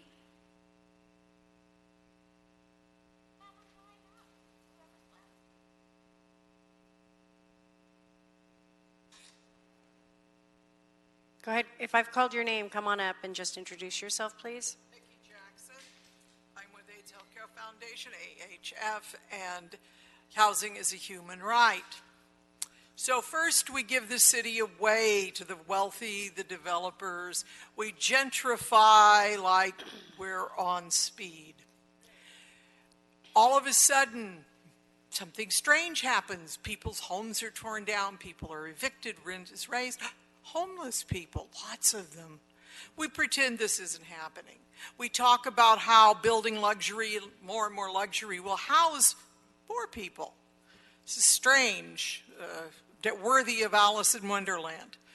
So now what do? We've looked the other way. Okay, now we make a lot of noise about all the things we're going to do, but we don't do them. We get people to pass huge amounts of money, but we don't spend it on anything. So what do we do now? Oh, we make them criminals. We can push them, move them, hide them, jail them. Ooh, money to contractors. Thank you very much. Jacqueline Burbank, Susan Hunter, Renee Moya.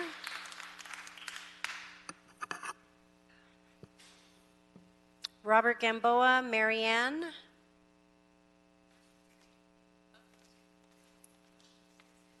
My name is Jacqueline Burbank. I'm here representing the AIDS Healthcare Foundation, and housing is a human right. And of course, we are here to speak on 41.18. I think at this point, the message is clear to you all. What may not be clear is that there are many of us who are just paid to come and irritate you guys until you do what's right. And we cannot have this criminalization of homelessness here in Los Angeles.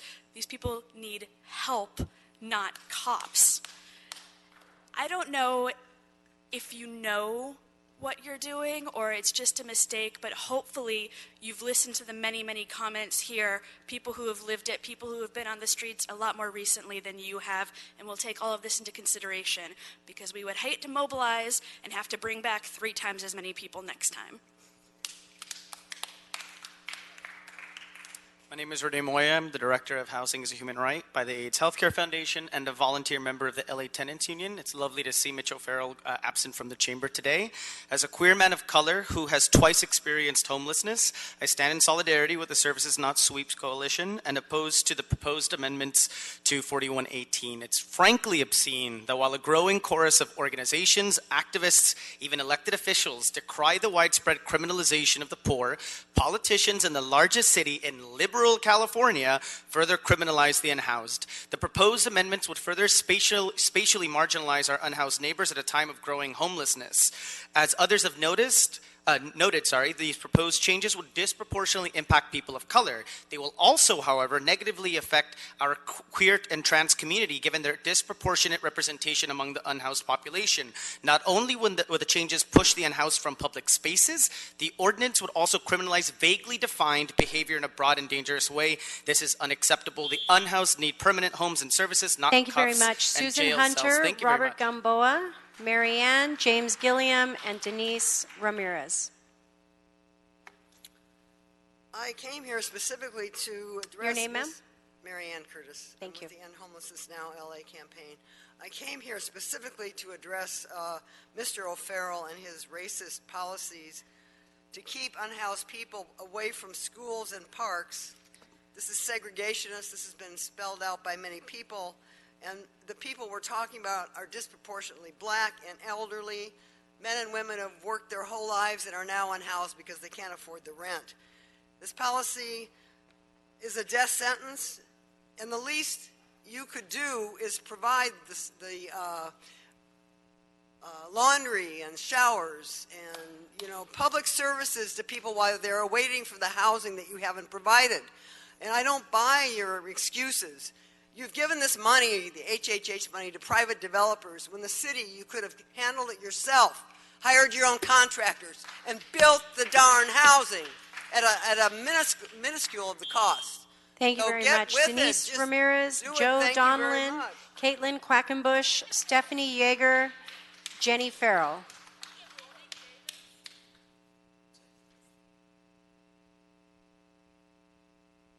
If I've called your name, please come up and introduce yourself.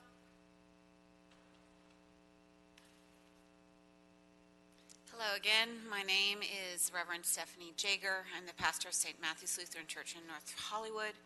I am also vice president of the Neighborhood Council, NoHo Neighborhood Council, and I am the chair of our Public Safety Committee. I stand before you first as a religious leader, and I have to say that I am deeply troubled and deeply disappointed in the members of this committee. My reading of the amendment that you have put forward violates the main tenets of the major religious traditions, mine being Christianity, love your neighbor as yourself. As a person involved with public safety in North Hollywood, the park, the sidewalks of the park, that's the best place for persons experiencing homelessness to wait until housing is built. Use your power to change the zoning laws in our city. Don't criminalize homelessness. Thank you very much. Tara Graziani, Monique Davis, Cariel Escalante, Kenneth Chansey, Adam Rice.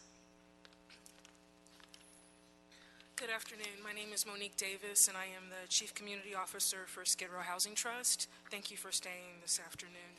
I do have a letter that I've drafted that I'd like to enter into record this afternoon. They'll collect it from you. Thank you. Thank you. Okay, so I am here on behalf of Skid Row Housing Trust requesting greater investment in proven solutions to assist homeless people in Los Angeles and especially Skid Row.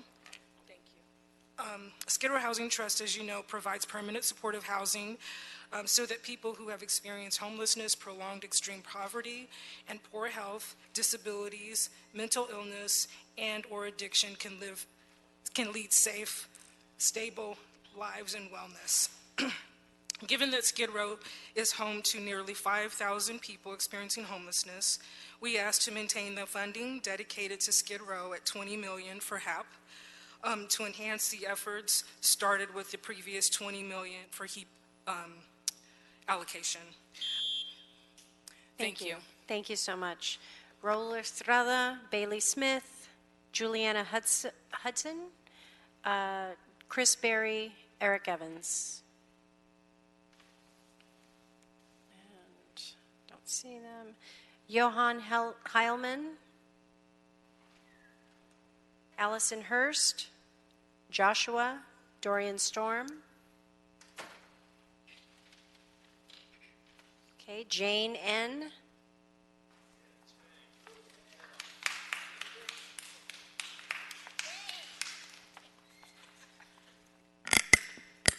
Hi, I'm Jane with K-Town for All. It's getting late. I'm sure we're all very tired right now. But you should keep in mind that most of us are doing this as unpaid volunteers. We're spending our own money trying to replace tents and blankets, cleaning supplies, and things that are getting taken during sweeps. So when I started, I was in support of City Council's plan to put a bridge home shelter in Koreatown. And so we started with one person, and now we've mobilized, and we have hundreds of active and engaged community members who are all fighting for the rights of our unhoused neighbors. So if you try to pass more ordinances that criminalize the behaviors of unhoused people, we're going to fight back. The majority of Los Angelinos did not vote for more criminalization. They voted for compassionate solutions to homelessness. Monique Davis. Monique Davis. Okay, then that concludes our general public comment. I want to thank you all very much for your time today, and I believe we've cleared the desk. And so with that, colleagues, our meeting is adjourned. Thank you.